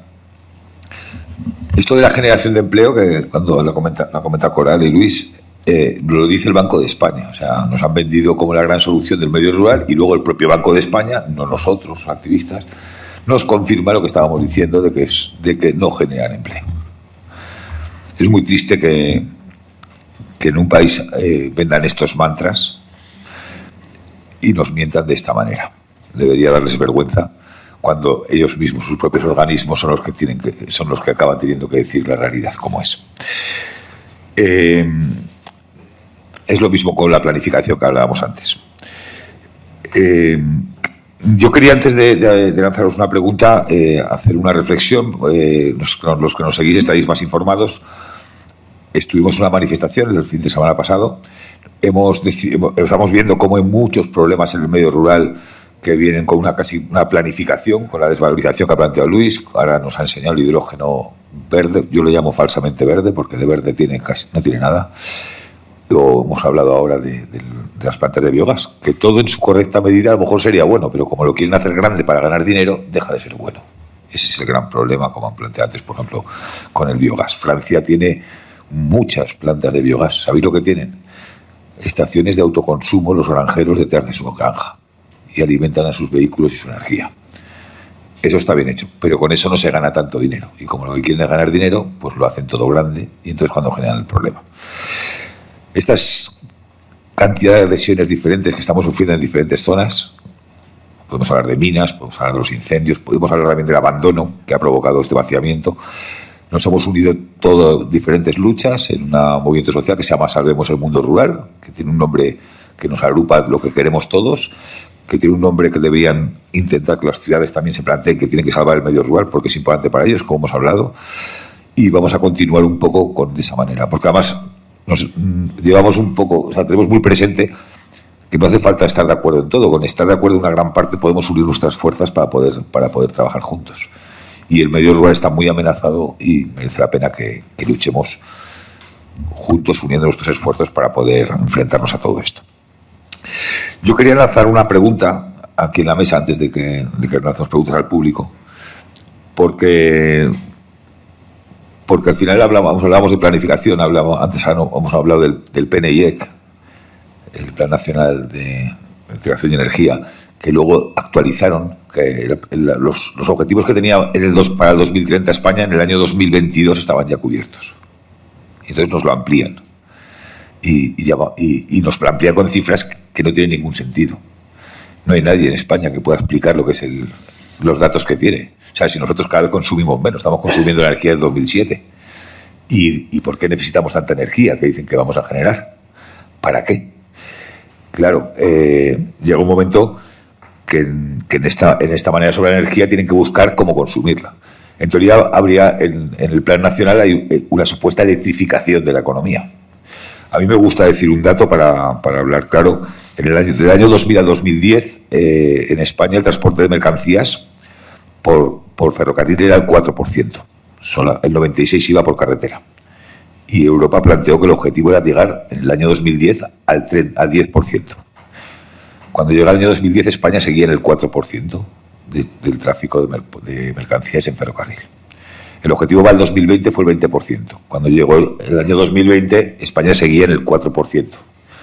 El objetivo para el 2030 que nos ha puesto Europa es que el 30% del tráfico de mercancías vaya por ferrocarril. España sigue en el 4%.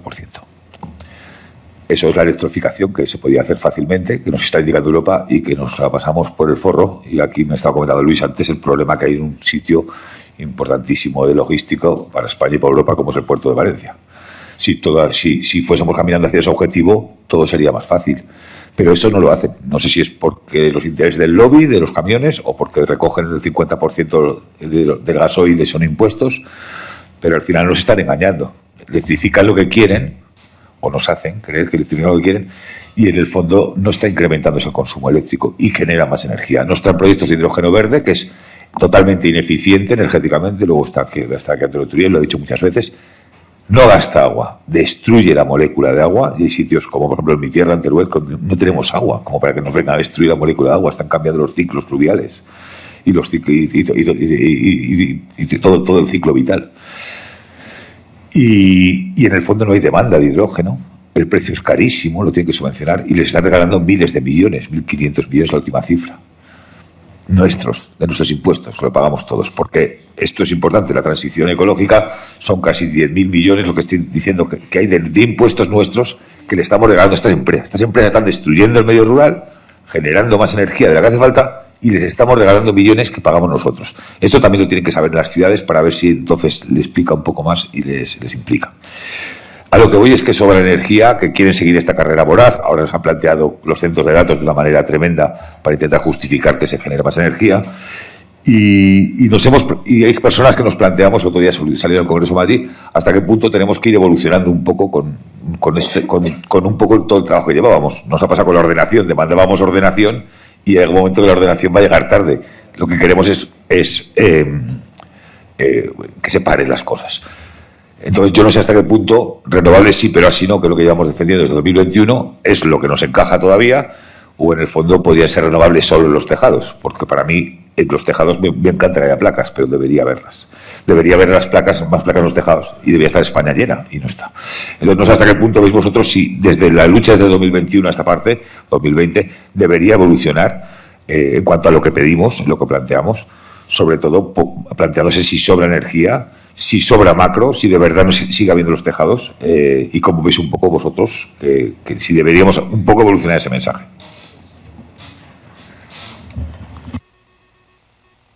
Yo cambiaría la pregunta y diría renovables ¿para qué?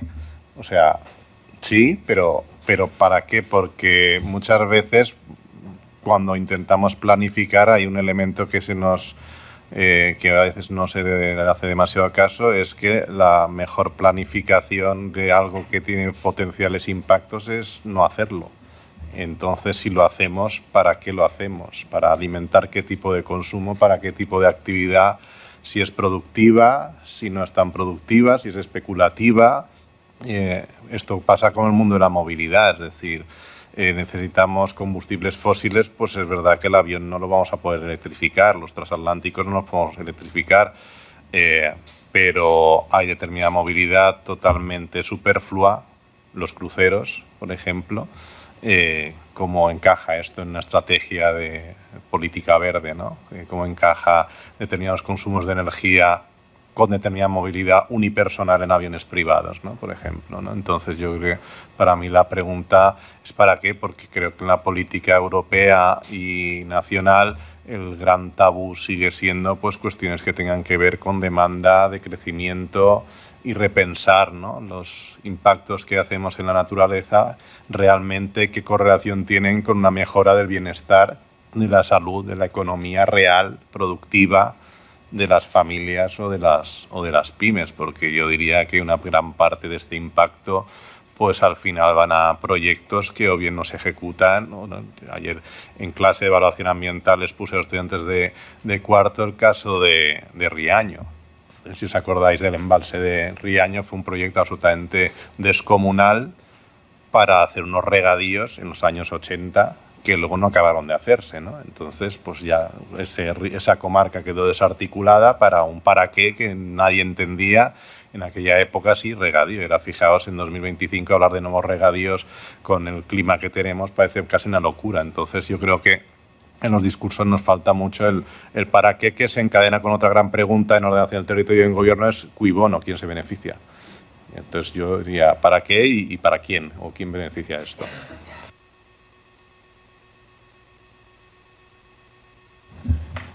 Yo lo que puedo decir al respecto es precisamente eso, que era lo que iba a decir. ¿Para quién? Mientras dejemos que las administraciones públicas, de quien guarden, sean de las empresas y no de las personas, jamás vamos a poder. Nosotros, claro que vamos a consumir toda la energía que producimos, porque si primero generas todos esos polígonos y luego, cuando te decimos para qué la queremos, montas, pues en este caso, 2 centrales de biogás macro y una central de datos, pues sí, necesitas la energía. Lo que pasa es que todo eso vino después de querer generarla. Entonces, es un problema que solo es de dinero y solo es de intenciones. Es decir, no, nadie se monta una empresa para cambiar el mundo. Y cuando se monta una empresa para cambiar el mundo, los 2 días se lo olvida porque ve dinero. Algún día cambiaremos, algún día cambiará nuestra manera de pensar, yo creo que sí, quiero pensar que sí, pero creo que mientras tanto siempre vamos a estar debatiendo sobre cosas que alguien se ha inventado para que discutas mientras él gana dinero. Sí. Yo poco añadir a lo que han dicho los compañeros, es que no hay respuesta, es totalmente incomprensible en el contexto de cambio climático que estamos viviendo que se pretenda arrasar con territorio simplemente para generar una energía que realmente no la necesitamos. Es que, y hacemos cosas para que se necesite esta energía. Es decir, es que esto es un mundo de locos. Es decir, no tiene ninguna racionalidad. Es buscar respuestas a algo que no las tiene. En el cambio climático que estamos teniendo, en las situaciones de sequía, en las situaciones... ¿Qué transición energética estamos haciendo? Es que no tiene sentido. Tú vas a un campo y le dices a una persona que le van a arrancar todos sus árboles para hacer una instalación energética, para generar energía que realmente no la necesita, no se necesita allí mismo, al menos, incomprensible. Yo no tengo respuesta. No sé, es una locura. Es la pregunta de nuestras jornadas. ¿Transición energética o especulación? O sea, transición ecológica o especulación energética. Es una especulación energética. Esa es la respuesta que, como no está en lo que nosotros estamos nuestros pensando, valores, pues claro, normalmente no nos la hacemos.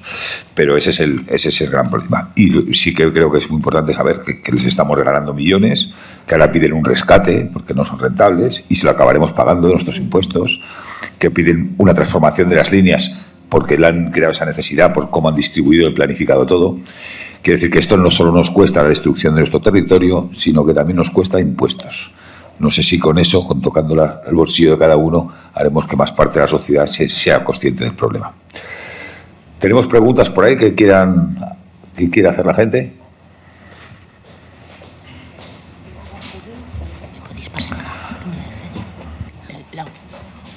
Hola.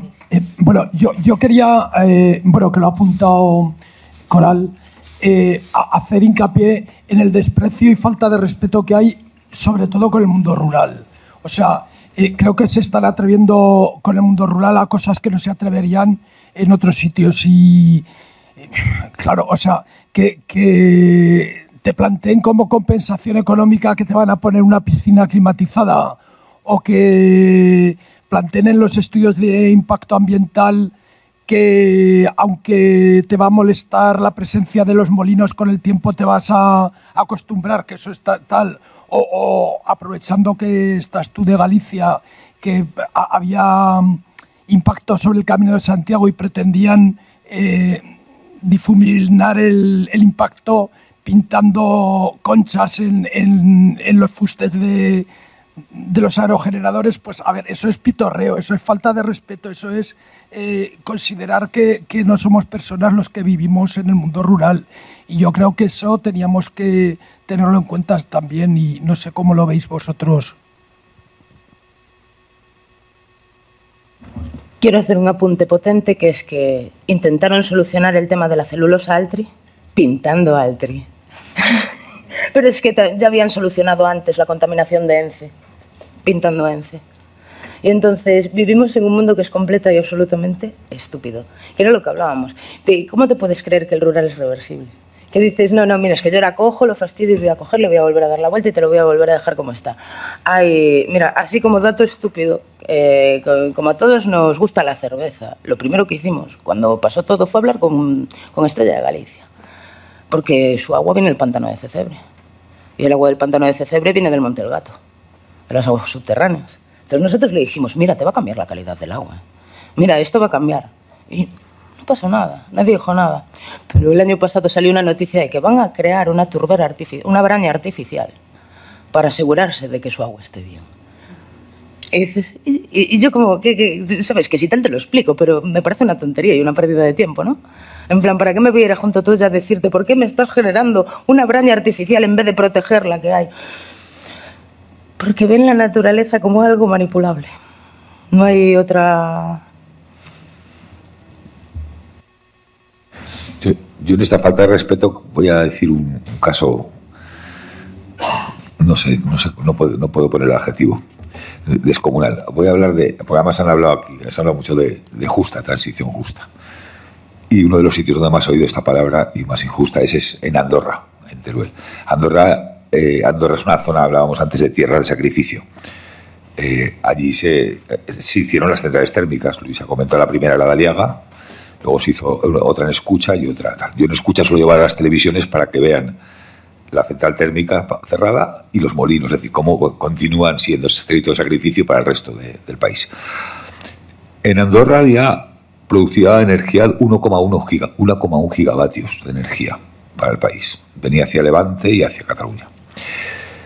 El otro día teníamos una entrevista con un medio y estuvimos acumulando todos los datos de los proyectos que había actualmente construidos o autorizados ya en Andorra. Cogimos 30 kilómetros a la redonda de todo lo que está pasando allí. A eso le sumamos el nudo Mudéjar, que sería el concurso del 1.100.000 gigavatios, que al final son 1,8. Y a eso le sumamos luego el proyecto de hidrógeno verde más grande que hay en España, allí donde no hay agua. Con melocotón de Calanda comer, porque digamos, si este proyecto se hace adelante dejaremos de tener melocotón de Calanda, porque el agua de los agricultores se quedan sin agua. 6 gigavatios. O sea, un territorio que producía 1,1 gigavatios, que tenía que sufrir una transición, o sea, tenía que tener una transición justa en teoría para generar empleo, y que tenía que sufrir, evidentemente, el impacto ambiental de todo eso, ha pasado a que todo ese territorio acumula 6 gigavatios de proyectos.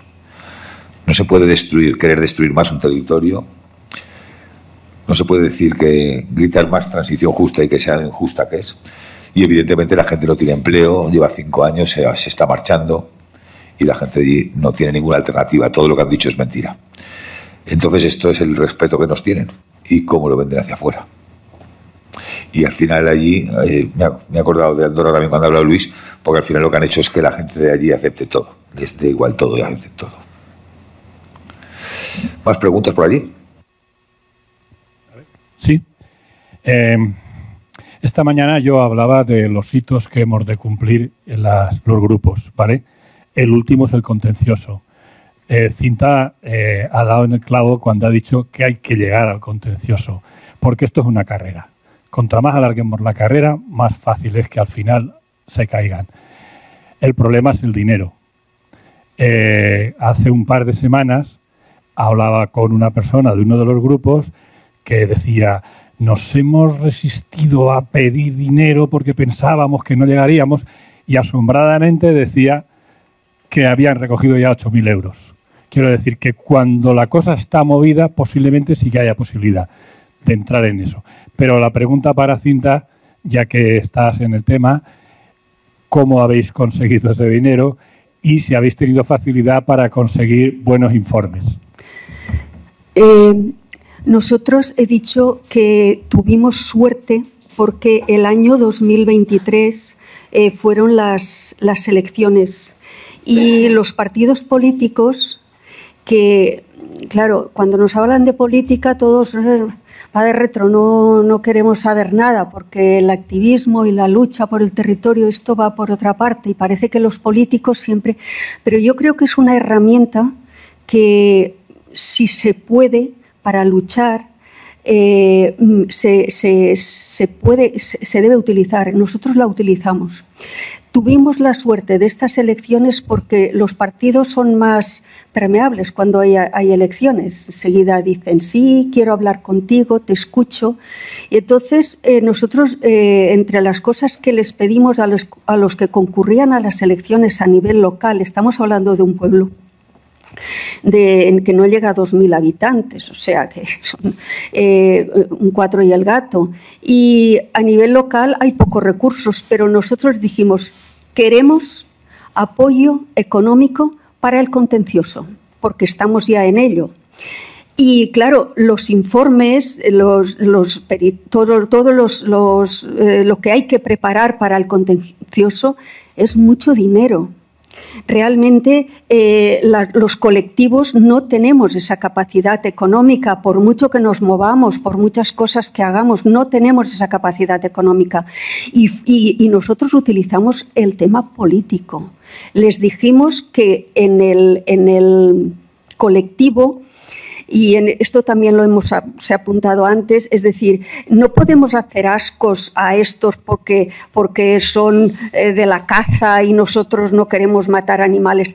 Tenemos que luchar para defender el territorio, tenemos que remar todos en el mismo sitio, y si hay un mosaico de ideologías o de valores o lo que sea, si el valor final es el del territorio, la defensa del territorio y evitar todas estas barbaridades que nos están poniendo en el mundo rural, pues hay que aceptar ese mosaico de gente, y hay que hablar con el Partido Socialista y con el Partido Popular, y hay que hablar con quien quiera escucharnos. Y de ahí sacamos dinero.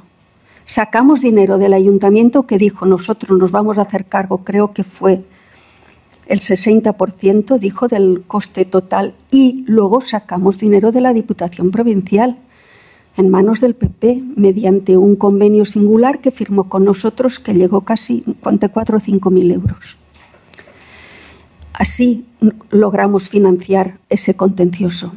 Y hay que hacer lo posible, repito, lo has dicho también, lo has dicho tú ahora mismo, es lo de llegar al contencioso, porque ahí te das cuenta de lo que se está haciendo desde el punto de vista de la tramitación. Hay una celeridad, hay unos hitos que hay que marcar y tal, y esa celeridad hace que la tramitación de los expedientes sea deficiente. Y es cierto, Julio, que eso es importante. Las asociaciones tenemos que hacer lo posible, cuando no podamos combatirlo en la calle, porque la cosa va avanzando y ahí está la día favorable y la autorización y la otra autorización y tal, pues llegar al contencioso, de la forma que sea.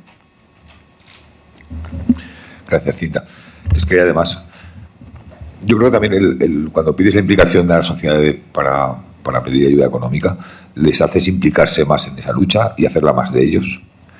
Estoy de acuerdo, hay que hablar con todos y aprovechar las oportunidades, como por ejemplo cuando se acerca una campaña y que el dinero público no hay que desperdiciar nunca esas oportunidades. Sí que no hay que dejar que alguien fagocite todo, como ha dicho antes Coral, pero es que es importante en un momento dado el que tiene capacidad para decir voy a hablar con todos y el que quiera que se sume. Y más además cuando estamos hablando de política, estamos hablando de gestión local normalmente, que no tiene nada que ver, porque al final simplemente lo que estamos haciendo es intentar despertar a esa sociedad, y si en un momento dado la entidad pública, el ayuntamiento despierta, pues la sociedad va a ayudar a que despierte todo el mundo. Entonces ahí tenemos un trabajo que sí muy importante.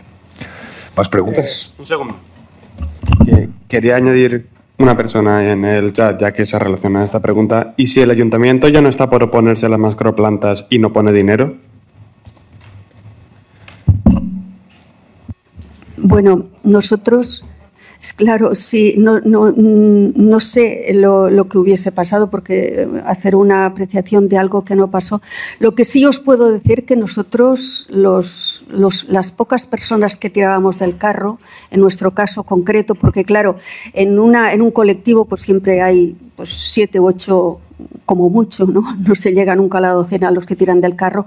Nosotros pusimos dinero inicialmente de nuestro bolsillo, esa es la verdad. No sé si hubiésemos llegado a poner, pero pusimos cientos cada persona, cientos de euros de nuestro bolsillo, me parece que eran 10 o 12 los que contribuimos de forma altruista, y así empezamos, así buscamos el bufete de abogados que nos defendió. Y no sé lo que hubiésemos hecho si el ayuntamiento y la Diputación no nos hubiesen ayudado. La verdad no lo sé. Sí que sé que hemos puesto dinero y a lo mejor pues hubiésemos continuado poniendo dinero de nuestro bolsillo. El contencioso se presentó de forma conjunta, un particular, el ayuntamiento y la asociación. Por lo tanto, a lo mejor si el ayuntamiento hubiese caído, que no quería tirar del carro en el sentido que nosotros trabajábamos, pues no sé, hubiésemos tirado de particulares y de la asociación, supongo. Es que es una hipótesis, no puedo responder. Sí, pero bueno, muchos muchos territorios. No todo el mundo ha tenido la suerte que el ayuntamiento se involucre y se ha seguido adelante de mil maneras, o incluso uniendo esfuerzos. En el maestrazgo pues somos 4 entidades las que hemos acabado financiando el proyecto. Es el contencioso. Incluso muchas veces utilizas una asociación por el tema de la justicia gratuita, por el tema de avales y tal, y lo que hace el ayuntamiento es que te apoya o no. Yo creo que aquí algunos se dan cuenta de que dónde está el caballo ganador y otros no, porque además las empresas acaban tirando muchos proyectos encima de la mesa, tienen muchas cartas, y a ver cuál les sale bien. Y como nos ha enseñado muchas veces Mariano, nuestro compañero Mariano Tomás, el territorio que lucha es el que puede salvarse, el que no lucha no. Con lo cual está bien llevar las batallas hasta el final. ¿Más preguntas por allí? Sí. ¿Tú quieres hablar? Bueno, yo cuando estaba hablando Cinta y Coral me habéis transportado a Andalucía, a mi tierra. Porque esa plantilla que habéis comentado, lo que está pasando en La Coruña o en tu zona, es lo que está ocurriendo en nuestra tierra. También lo que está ocurriendo en Jaén, en Lopera, en Marmolejo, que te enteras cuando ya están los proyectos en marcha, que te enteras cuando te van a expropiar, que es muy fuerte. O sea, que recibe, nosotros que hemos estado con Rafael Alcalá muchas veces en Lopera y hemos estado reunidos con ellos, estuvimos un día de expropiación, la gente no se había enterado unos días antes, ¿no? Y te quedas sin ese terreno. Y una expropiación por vía administrativa totalmente aplicada con una ley de los años 50, ¿no? Y es muy duro, es muy duro. 100.000 olivos de momento, hasta 500.000 olivos, 500.000 de olivos se van a arrancar. Una gran parte olivos centenarios. Y además la repercusión que tiene eso, como decía Luis, social y cultural, ¿no? Porque en Andalucía, en las zonas rurales, el olivar es el modo de vida, ¿no? Eso significa, o sea, el arrancar esos olivos que se están arrancando significa millones de kilos de aceitunas. O sea, la campaña del olivar, pues está muy mermada. Este año va a empezar a mermarse con menos aceitunas, ¿no? Con una problemática de las almazaras que no van a tener la suficiente aceituna, la mano de obra no se va a poder esa mano de obra que espera para las familias, ¿no? Para los pueblos andaluces, pues se va a ver también muy mermada. Y eso es un problema gravísimo. Pero es que eso no está pasando no nada más en Jaén, sino está pasando también en Granada o está pasando en Almería, ¿no? Me estoy acordando de nuestra amiga Claudia, una señora alemana que lleva 40 años viviendo en Almería, en Taberna, que invierte toda su vida en un hotel rural con encanto y que le meten instalaciones, la han arruinado.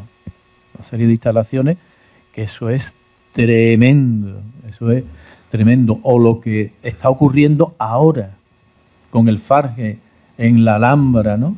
Esos proyectos que se están tramitando que puede peligrar los de Patrimonio Mundial de la UNESCO de la Alhambra porque va a estar rodeada de paneles solares, ¿no? O sea, sí. que es un poco complicado, ¿no? Has dicho una cosa al principio que es muy interesante, estamos ya hartos todos y ya lo tenemos, como decimos aquí en Valencia, coll avall, la falta de transparencia en la administración y en este tipo de proyectos, sobre todo, proyectos sobre temas energéticos. Pero lo que es muy triste es el oscurantismo del propio ayuntamiento en un municipio pequeño, donde el alcalde te lo encuentras todos los días y resulta que te dice que no sabe nada. Que no saben nada. Es decir, esta falta de transparencia, esto es de vómito. Es que es una cosa y ocurre en la mayor parte de los sitios. Y esto que dices de talar árboles realmente tiene un impacto económico, tiene un impacto paisajístico de todo tipo. En nuestra zona se iban a talar unos 60.000 almendros, no tantos como estos olivos, 60.000 almendros. Es una zona del interior de Castelló, por lo tanto, es una zona de tipo clima mediterráneo, y si hay un árbol que realmente, bueno, ahora ya porque la sequía cada vez es peor, pero es un árbol que, como el olivo, tiene mucha resistencia a la sequía, pues los iban a cargar 60.000 almendros. De estos, la mitad aproximadamente eran de producción ecológica. Porque el municipio de Les Coves de Vinromà es el municipio de la Plana Alta que tiene más producción ecológica de toda la comarca. Tiene ahora ya debe ser aproximadamente unas 200 hectáreas de producción ecológica, con calificación del organismo del CAEP, que da la calificación ecológica. No importa, no les importa. El producto ecológico ha sido subvencionado en los últimos años por la PAC mucho más que el resto de productos, que el producto de cultivo tradicional, y ahí hay un montón de dinero público de todos, de la Comunidad Europea, de quien sea, y se talan los árboles y no pasa nada. Y si Andalucía es de las mejores producciones de aceite a zonas del Mediterráneo, se talan los olivos y no pasa nada. Es un sin razón, pero bueno, vamos dándole vueltas a lo mismo. Ha citado una cosa muy interesante, la PAC. En la PAC, la semana pasada ya contempla la agrofotovoltaica. Yeah. O sea, que es otro modelo para solicitar la PAC, donde combina la agricultura con la fotovoltaica. O sea, habría que desmenuzar esa normativa nueva, a ver hasta dónde llega esto. Sí, porque la agrovoltaica, yo sí que me gustaría ver eso, cómo se combina. Greenwashing le llaman. 60 grados de temperatura debajo de una placa. Planta algo. No, que son más altos sí. los módulos. No, hay algún proyecto que sí que los ves muy separados, dejando mucho espacio. Pero quiero decir que lo que nos quieren, habrá alguna manera que se ponga muy... Pero cuando no priorizas, si tú priorizas la energía, la agricultura no va a funcionar. Si haces un mixto, como yo he visto algún olivar mezclado así entre medias, pero como siempre, lo grande no suele funcionar, no suele ser eficiente. Yo sí que quería... lo que cuando habléis de la olivar, o yo puedo hablar del turismo, el maestrazgo, o sea, lo que no entiendo cómo puede haber un atentado, o sea, con tan poco respeto a los sectores económicos que hay. O sea, ¿dónde un sector económico puede subirse encima del resto y machacarlos? ¿O dónde se puede destruir unos recursos endógenos que permiten el desarrollo de un territorio en el futuro? Por ejemplo, el tema del turismo rural, el tema de la agricultura. Le llaman utilidad pública. No lo entiendo. El otro día nosotros teníamos un caso que a mí me parece ya lamentable del todo, que serían las concentraciones parcelarias. La concentración parcelaria, la administración pone dinero público para unir las fincas para que sea más rentable. Ponen dinero público y hay una utilidad pública por la cual se pone ese dinero público para hacer la concentración parcelaria. Mientras se está haciendo el proceso de concentración parcelaria no se pueden presentar proyectos. En cuanto acaban, se pueden presentar. ¿Os imagináis a las empresas fotovoltaicas qué bien les viene la concentración parcelaria, ¿no? Tener todas las fincas preparadas, llanas. Están poniendo una utilidad pública, dinero público, como has dicho tú, y automáticamente poniendo otra utilidad pública encima después y cambiando el uso del suelo. Esto es tomarnos el pelo. Y, insisto, con nuestro dinero. Bueno, yo quería preguntarle... Perdón, es que tengo algo que decir sobre la agrovoltaica. Soy el de los ordenadores, pero también de esto. Hicimos en Valencia un estudio de agrovoltaica junto a un profesor de la UPV. El primer estudio de agrovoltaica hecho aquí, de 23 páginas, pagado de hecho por la cátedra de StatCraft, que eso fue muy gracioso. Y al final la resolución a la que he llegado después de todo el estudio es que efectivamente se tiene que priorizar energía a consumo. Es decir, se tenía que quedar como unas cuatro partes de 5 como energía y una como cultivo. Y no se podían juntar. Tengo el artículo, lo podría pasar por si queréis leerlo para luego. No, yo simplemente quería preguntarle a Luis, porque me ha gustado mucho cuando ha hablado del disvalor, ¿no? Porque me ha ayudado a entender, cuando yo voy a los pueblos y hablo con los dueños de las tierras y demás, por qué no valoran sus raíces ni sus terrenos. Es decir, unos miles de euros que no van a solucionar tampoco su vida familiar ni de nada, ¿no? Cómo tan rápidamente ceden al talonario de las empresas, ¿no? Porque esto es una compra de voluntades. Y yo creo que es un concepto muy importante y cómo podemos luchar contra eso, porque llevamos muchos años de desvalorización, ¿no? Porque realmente la lucha que tenemos, yo creo que si no hay movilización social no lo vamos a lograr. Y entonces tenemos que ganarnos a muchas más personas, a todas esas personas que por unos miserables miles de euros pues dicen, bueno, me deshago de mi terreno, me deshago de mi olivar, me deshago de lo que sea, ¿no? Bueno, yo creo que cuando trabajamos en cuestiones relacionadas con la despoblación, pues tradicionalmente se ha hablado de que, claro, pues los pueblos están mal porque no hay carreteras, porque no hay wifi, porque no hay médico, porque no hay colegio, pero yo creo que se nos olvida una cosa aún más importante, no hay actividad cultural, formativa o algo que una a la gente o que recupere y genere arraigo e identidad. Yo creo que cualquier política que genere arraigo puede ser más potente que poner, yo qué sé, cualquier instalación que a veces te piden en los pueblos. Se hablaba antes del caso del País Vasco, es decir, el País Vasco tiene su régimen foral y su ordenación del territorio y también tiene su sistema educativo, donde en las zonas rurales tiene muy claro que se explica una variedad del euskera que es propia del pueblo del Valle, donde se explican los que eran carboneros, que era el carbonero, los que eran mineros, que era la minería, es decir, desde la escuela infantil pues hay como toda una política, puede estar más o menos alineada con una idea nacionalista, independentista, pero sí que creo que es interesante esta idea de descubrir qué es lo propio, reivindicar lo propio y conservarlo como algo fundamental, pero sagrado absolutamente, porque lo que ha ocurrido también es algo muy importante, especialmente en Castilla. Castilla se ha vaciado y hay que recordar que la migración es un trauma, es decir, yo creo que la inmensa mayoría de la gente que ha tenido o hemos tenido que emigrar pues no es algo fácil, ¿no? Entonces es fácil desde la óptica de un migrante, y esto es algo que sucede mucho con migrantes que vienen ahora a España, hablar mal del lugar donde vienes. ¿Por qué? Pues porque si hablas muy bien del lugar donde vienes, no vaya a ser que tu elección de vida no sea tan acertada, ¿no? Entonces, yo creo que hay que trabajar no solo con la población que queda en los pueblos, sino con la población que se fue de los pueblos. Porque muchas veces en las que hasta hace poco hablaban muy mal de sus propios pueblos. Nosotros hemos trabajado mucho con esto a nivel etnológico y te contaba gente mayor, por ejemplo, en Teruel, que se te venían a un pueblo en época de cosecha con un coche, con unas joyas y de vacaciones. Lo que no contaban es que el coche era prestado, las joyas eran prestadas y no tenían vacaciones, habían perdido el empleo.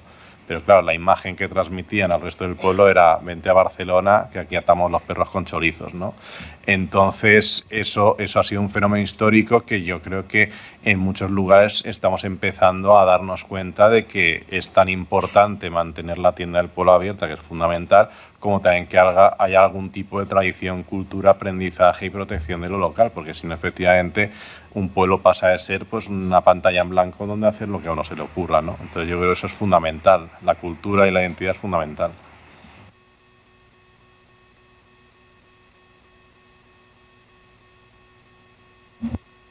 No, sí que hay una última por aquí. ¿Dónde está? ¿La última arriba?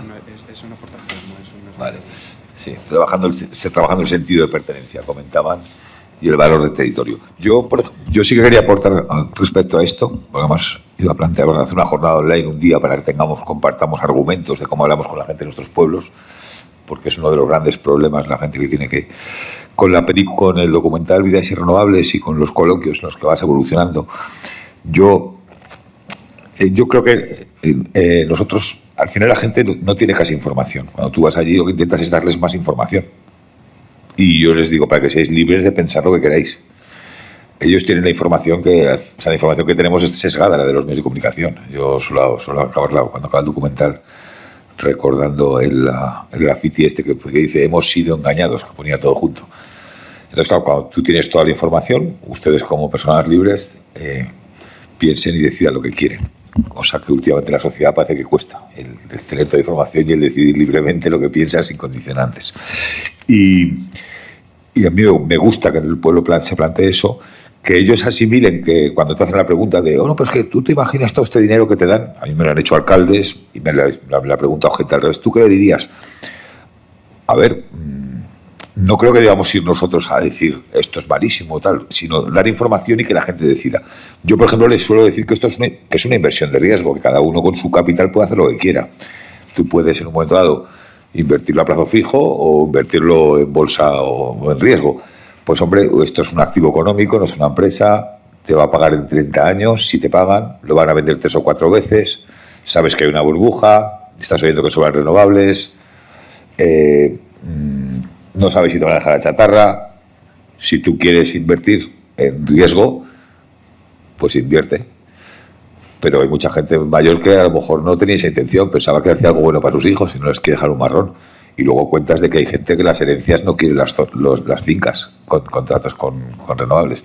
Creo que dar información y que la gente vea un poco que esa desconfianza en un momento dado, si quiere, con la información que tengan, les puede surgir y que sean libres de pensar. Y ahí es donde tenemos que romper un poco esa baraja. También creo que con todo esto que estamos haciendo, es una de las cosas que más que creo que vamos a avanzar en este conflicto es que la gente va a valorar más lo que tiene. Yo a veces les hablo de futuro, cuando en el maestrazgo que siempre dicen que es el único futuro, dicen los alcaldes. Digo, ¿qué es futuro? Digo, el futuro no es lo mismo hablando de futuro que si hablamos de mi futuro o nuestro futuro. Mi futuro y nuestro futuro no es futuro, es presente próximo. El futuro es las siguientes generaciones. ¿Cómo os dejaron vuestros abuelos esto a vosotros? Entonces, yo a veces incluso estoy en pueblos que no tienen ningún valor así de turismo ni de tal, y digo, vosotros, ¿os imagináis que sea de vuestro pueblo dentro de 100 años con vuestros nietos o vuestros bisnietos? Digo, ¿habéis visto que se teletrabaja ahora? Igual vienen aquí a teletrabajar y viven aquí. Pero depende de cómo les dejemos el pueblo, pues habrá una cosa u otra. Pues nosotros también somos responsables de cómo les dejamos.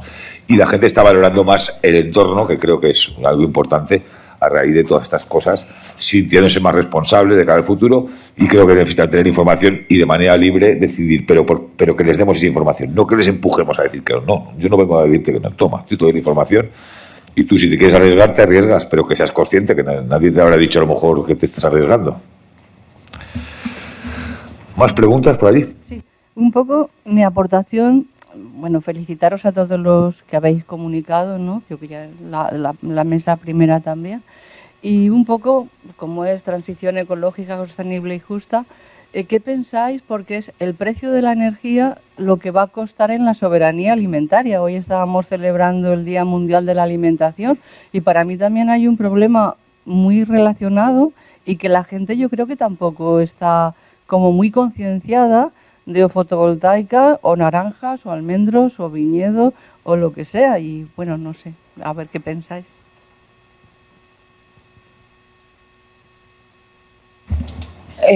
A ver, uno de los eslóganes que llevábamos por bandera era: si el rural no planta, la ciudad no come. Porque a veces parece que tienes que llegar a la ciudad e informarles. Muchas veces nos quejamos de que las plataformas nos tratan como tontos. Tú no sabes lo que quieres. Yo te voy a explicar como empresa. Pues nosotros a veces también tenemos que llegar a las ciudades y decir, tú no sabes lo que comes. Y te salen las chocolatinas de los árboles en Coruña, parece ser. Pues no. Y mira que yo te estoy hablando en una zona que el rural y urbe somos uno. Porque o venimos del rural o nos estamos decidiendo a ir para él, o las dos cosas juntas. Es decir, hay otros sitios que pueden tener una distancia mucho más grande. Nosotros, la ciudad es rural, aunque se cabren, aunque se los digas, pero no lo entienden. Y entonces tú lo que no puedes hacer tampoco es... Puedes explicar muchas cosas, pero siempre se lo puede explicar a gente que esté interesada. Cuando no estás interesado, no lo ves. Y cuando no te importa tampoco, cuando tú realmente lo que aprecias es el dinero, no te importa que una naranja sea buena, te importa que sea una naranja y poder comértela. Y si a poder ser son 100 naranjas, aunque sean una mierda, pues mejor, porque yo le saco dinero y malo será que tú te cabres, porque aparte también te tratan como un idiota, como consumidor. Ellos dicen, si yo te voy, cualquier producto, si te lo voy fastidiando un poco, progresivamente tú no te vas a dar cuenta. Entonces, como luego no va a haber otra cosa, te lo vas a comer. No tiene es realmente un tema de concienciación, y trabajar en concienciación se puede hacer, pero lo que no se puede hacer es pensando que realmente vas a conseguir algo a corto plazo. Yo creo que mientras nos venden que tengamos soberanía energética, no quieren que tengamos soberanía alimentaria. Y me remito a las pruebas que llevan mucho tiempo eliminando, o sea, haciendo que venga el producto de fuera y haciendo daño al agricultor. El agricultor no cobra un precio justo por lo que tiene que cobrar, bien por la cadena alimentaria, las leyes no se cumplen para que ellos cobren lo que tienen que cobrar, que todo lo que es justo por tu trabajo. Y bueno, dentro de la especulación que está habiendo sobre los recursos del medio rural, hay muchos sitios donde están grandes fondos de inversión y empresas comprando para hacer agroindustria, de la industria a agroindustria. En las zonas de Aragón de regadío están llegando grandes empresas a quedarse pagando el doble por la tierra al agricultor para sacar ahí 4 o 6 cosechas. En las zonas de Jaén están intentando comprar también zonas de olivares y poniéndolos de intensivo, explotando acuíferos, porque ellos tienen un plan de negocio a 30 años. Entonces, al final, no se trata solo de soberanía alimentaria, sino de qué calidad, de qué comemos. Y aquí tenemos un problema porque no le estamos prestando atención a esto. Es más, el agricultor tiene que ser nuestro aliado, no podemos enfrentarnos, porque ellos tienen que poder, en un momento de acercarse a hacer una agricultura más saludable y más sostenible, pero que puedan comer de su trabajo, porque si no los tenemos a ellos, la alternativa es la industria. Y como me decía me contó algún día, dice que a los invernaderos de Almería no les gusta que les llamen agricultores. Nosotros no somos agricultores, nosotros somos productores de alimentos, son una industria. Ellos producen productos, pero no plantan, no se consideran agricultores. ¿Por ahí quién había más? ¿Se oye? Sí, vale. Mi nombre es Carmela, vengo del Valle de Ayora, que es uno de los valles para el cual se ha declarado la prioridad energética, lo que significa que todo el suelo no urbanizable común puede ser usado para la colocación de placas fotovoltaicas. Y es una comarca de 7 pueblos, 10.000 habitantes. Sufrimos algo de despoblación, pero todavía hay población y hay bastante arraigo. O sea, quiero pensar que hay arraigo porque pues, la gente quiere su pueblo, ¿no? Pero tengo una pregunta para Luis, más que nada, ¿por qué tipo de arraigo o cómo se denomina y cómo se combate sobre todo ese arraigo que sí le gusta a su pueblo, que quiere su pueblo, pero que lo ve bien, que se expanda, que todo se ocupe con placas fotovoltaicas, que, bueno, pues son energías renovables, es bueno, es energía verde. Y por mucho que le incites a charlas o que le des la perorata de que esto es un pelotazo, pues no caen, y son del pueblo y ahí están, no se van. ¿Cómo se combate? ¿Cómo se denomina ese arraigo? Bueno, yo diría que en primer lugar hay parte de la gente que vivimos o que vive en los pueblos que considera el pueblo como una entidad económica, es decir, que allá lo que venga bien está siempre y cuando tenga una lógica mercantil, ¿no? Entonces hay como muchas veces un conflicto en los pueblos entre los que ven el territorio como un paisaje de identidad o como algo quizás un poco más estático y quien lo ve como algo más dinámico y está bien la innovación y está bien el cambio. Entonces quizás lo que pasa un poco en el Valle de Ayora es eso, ¿no? Es como que se ve, vino Cofrentes, que estuvo muy bien, y ahora pues viene esto que está muy bien, esa historia que tenerla en cuenta. Yo lo que diría a esa gente es si nos ubicamos en ese diálogo, ¿no? En que arraigos desarrollo y desarrollo son placas, pues que miren los territorios que llevan ya 20 años con energías renovables. La Comunidad Valenciana fue de las primeras, empezó en 2006, 2007, ya van a cumplir 20 años. Por ejemplo, en Alto Palancia, por ejemplo, en el Sports, no van bien las cosas en ningún caso. Es decir, a veces también no hace falta irse muy lejos. Fíjate en esta comarca, vale, de acuerdo, esto está fantástico, esto va a ser el futuro del Valle de Ayora, porque además el Valle de Ayora ha sido en parte, igual que la Canal de Navarra, es condenada a ser productora de energía o embalses. Entonces, yo hablaría del arraigo desde del futuro que puedes esperar, incluso en ese diálogo más productivista, ¿no? Bueno, fíjate aquí cuántos empleos hay, cuánta gente ha venido, cuánta gente se ha marchado, cuántas empresas se han quedado, esa energía dónde va, qué repercusiones sociales están. No, pues fíjate, es que Renomar está pagando el equipo de fútbol de no sé qué pueblo. Vale, bien, de acuerdo. Para eso hace falta poner un parque eólico para pagar el equipo de fútbol. Es decir, que muchas veces tenemos que ir al diálogo y a veces es verdad que hay muchos pueblos están encantadísimos de la vida, o parecen estar encantadísimos de la vida, con albergar los usos más terribles y más horrorosos. Y eso es así. Y eso creo que más que arraigo le llamaría un auto-odio romantizado. Pero creo que no es sano ni natural, sobre todo cualquier comunidad que ha vivido vinculada a la tierra, que vea con buenos ojos pues eso, estas actuaciones tan atroces. Entonces también hay que contar con eso. Hay muchas ruralidades y puede que haya gente que después de muchos años de producción de energía digan es que esto es esto, ¿no? También diría, por ejemplo, qué pasa en los después, ahora en Zorita de los Canes y por ahí en Guadalajara se desmontan las nucleares y están aún dándole vueltas a ver qué hacemos con todos unos territorios absolutamente arrasados, que es difícil volver a la agricultura, al turismo olvídate, la ganadería pues efectivamente la intensiva, la otra no. Entonces hay que hacer esa reflexión, pero es verdad que hay territorios que, oye, pues habrá que respetar, si eso es lo que piensan, pues genial, pero para mí eso no es arraigo. Yo te doy un argumento que funciona un poco, que es que se les va a devaluar su vivienda y todas sus propiedades, porque esta gente que a veces no tiene otras sensibilidades, hay que tocarles el bolsillo. Y se devalúa la vivienda en un 45%. Y se pueden buscar gráficas de muchos lugares donde ha perdido población, no ha generado empleo y se ha devaluado la vivienda y es demostrable. Y luego tú si quieres, pues bueno, pero eso de que es bueno. Bueno, son las 2, vamos a terminar. ¿Has quedado alguna pregunta? Una pregunta y ya terminamos. Solo algo en relación a lo que decías de Ayora, de los argumentos. ¿Qué le dices al agricultor 70 años que no tiene y que está con cereales, con la PAC justita y tal, y de repente le dan 10.000 euros por una torre? Hombre, le digo primero que mire la letra pequeña. Es una compra, es un alquiler, su terreno va a pasar a ser industrial, olvídese o no de la PAC. ¿Quién le alquila? Le alquila la gran empresa, le alquila la empresa pantalla.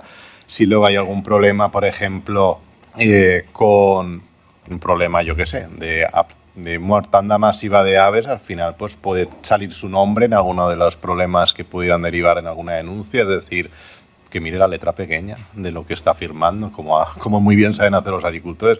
Lo que pienso que ha ocurrido, que ocurre muchas veces, es que llegan los cantos de sirena, pues efectivamente contando ciertas cosas, pero sin contar otras, ¿no? Va a poder volver a cultivar después de los años de concesión, van a quitar el cableado, también explicamos. Hay proyectos técnicos que son prácticamente imposibles. Este concepto de restauración ambiental, tu hijo va a poder volver algún día, si se vuelve loco, cultivar con estas cimentaciones, con estos anclajes. El agrovoltaico, ¿y qué pasa con todos los productos químicos que tapan las capas, que se van poco a poco desprendiendo? ¿Qué pasa con todos los anclajes, los cableados? Es decir, que mire bien, ¿no?, lo que implica la letra pequeña. Si es que está claro la letra, o si no, que pregunte. Sí, y que para lo que le han puesto en su territorio son residuos peligrosos. Entonces tú le explicas, ya sabéis que no es lo mismo un tejado con una uralita, y a los pueblos se hacen las cosas así. Digo, esos residuos, una cosa es desmontar la planta y otra cosa es tratar los residuos. Y las fianzas que hay puestas no cubren ni actualmente el coste. Es decir, prácticamente si tú alquilas, más vale que te guardes todo el dinero que te den, porque igual no tienes suficiente para recuperar el campo como lo tenías. Yo suelo decir que yo iría a un juez y le diría, exprópieme, por favor, exprópieme. Bueno, son las 2, vamos a terminar. Gracias a todos. Insisto en que cuando la gente hable de renovables, sí creo que debemos decir que España tiene una gran oportunidad en sus tejados para sus empresas, sus ayuntamientos, sus ciudadanos, y que no debería ponerse más hasta que los tejados no estén llenos de cosas. Y como dice, antes ha nombrado a nuestro compañero Rafael de Lopera, él dice, para la gente que no entiende a veces lo que estamos haciendo, dice, hay gente que se rige por ideales y lucha, como ha dicho antes, el ecologismo, sobre cosas que plantean, pero no para conseguirlas.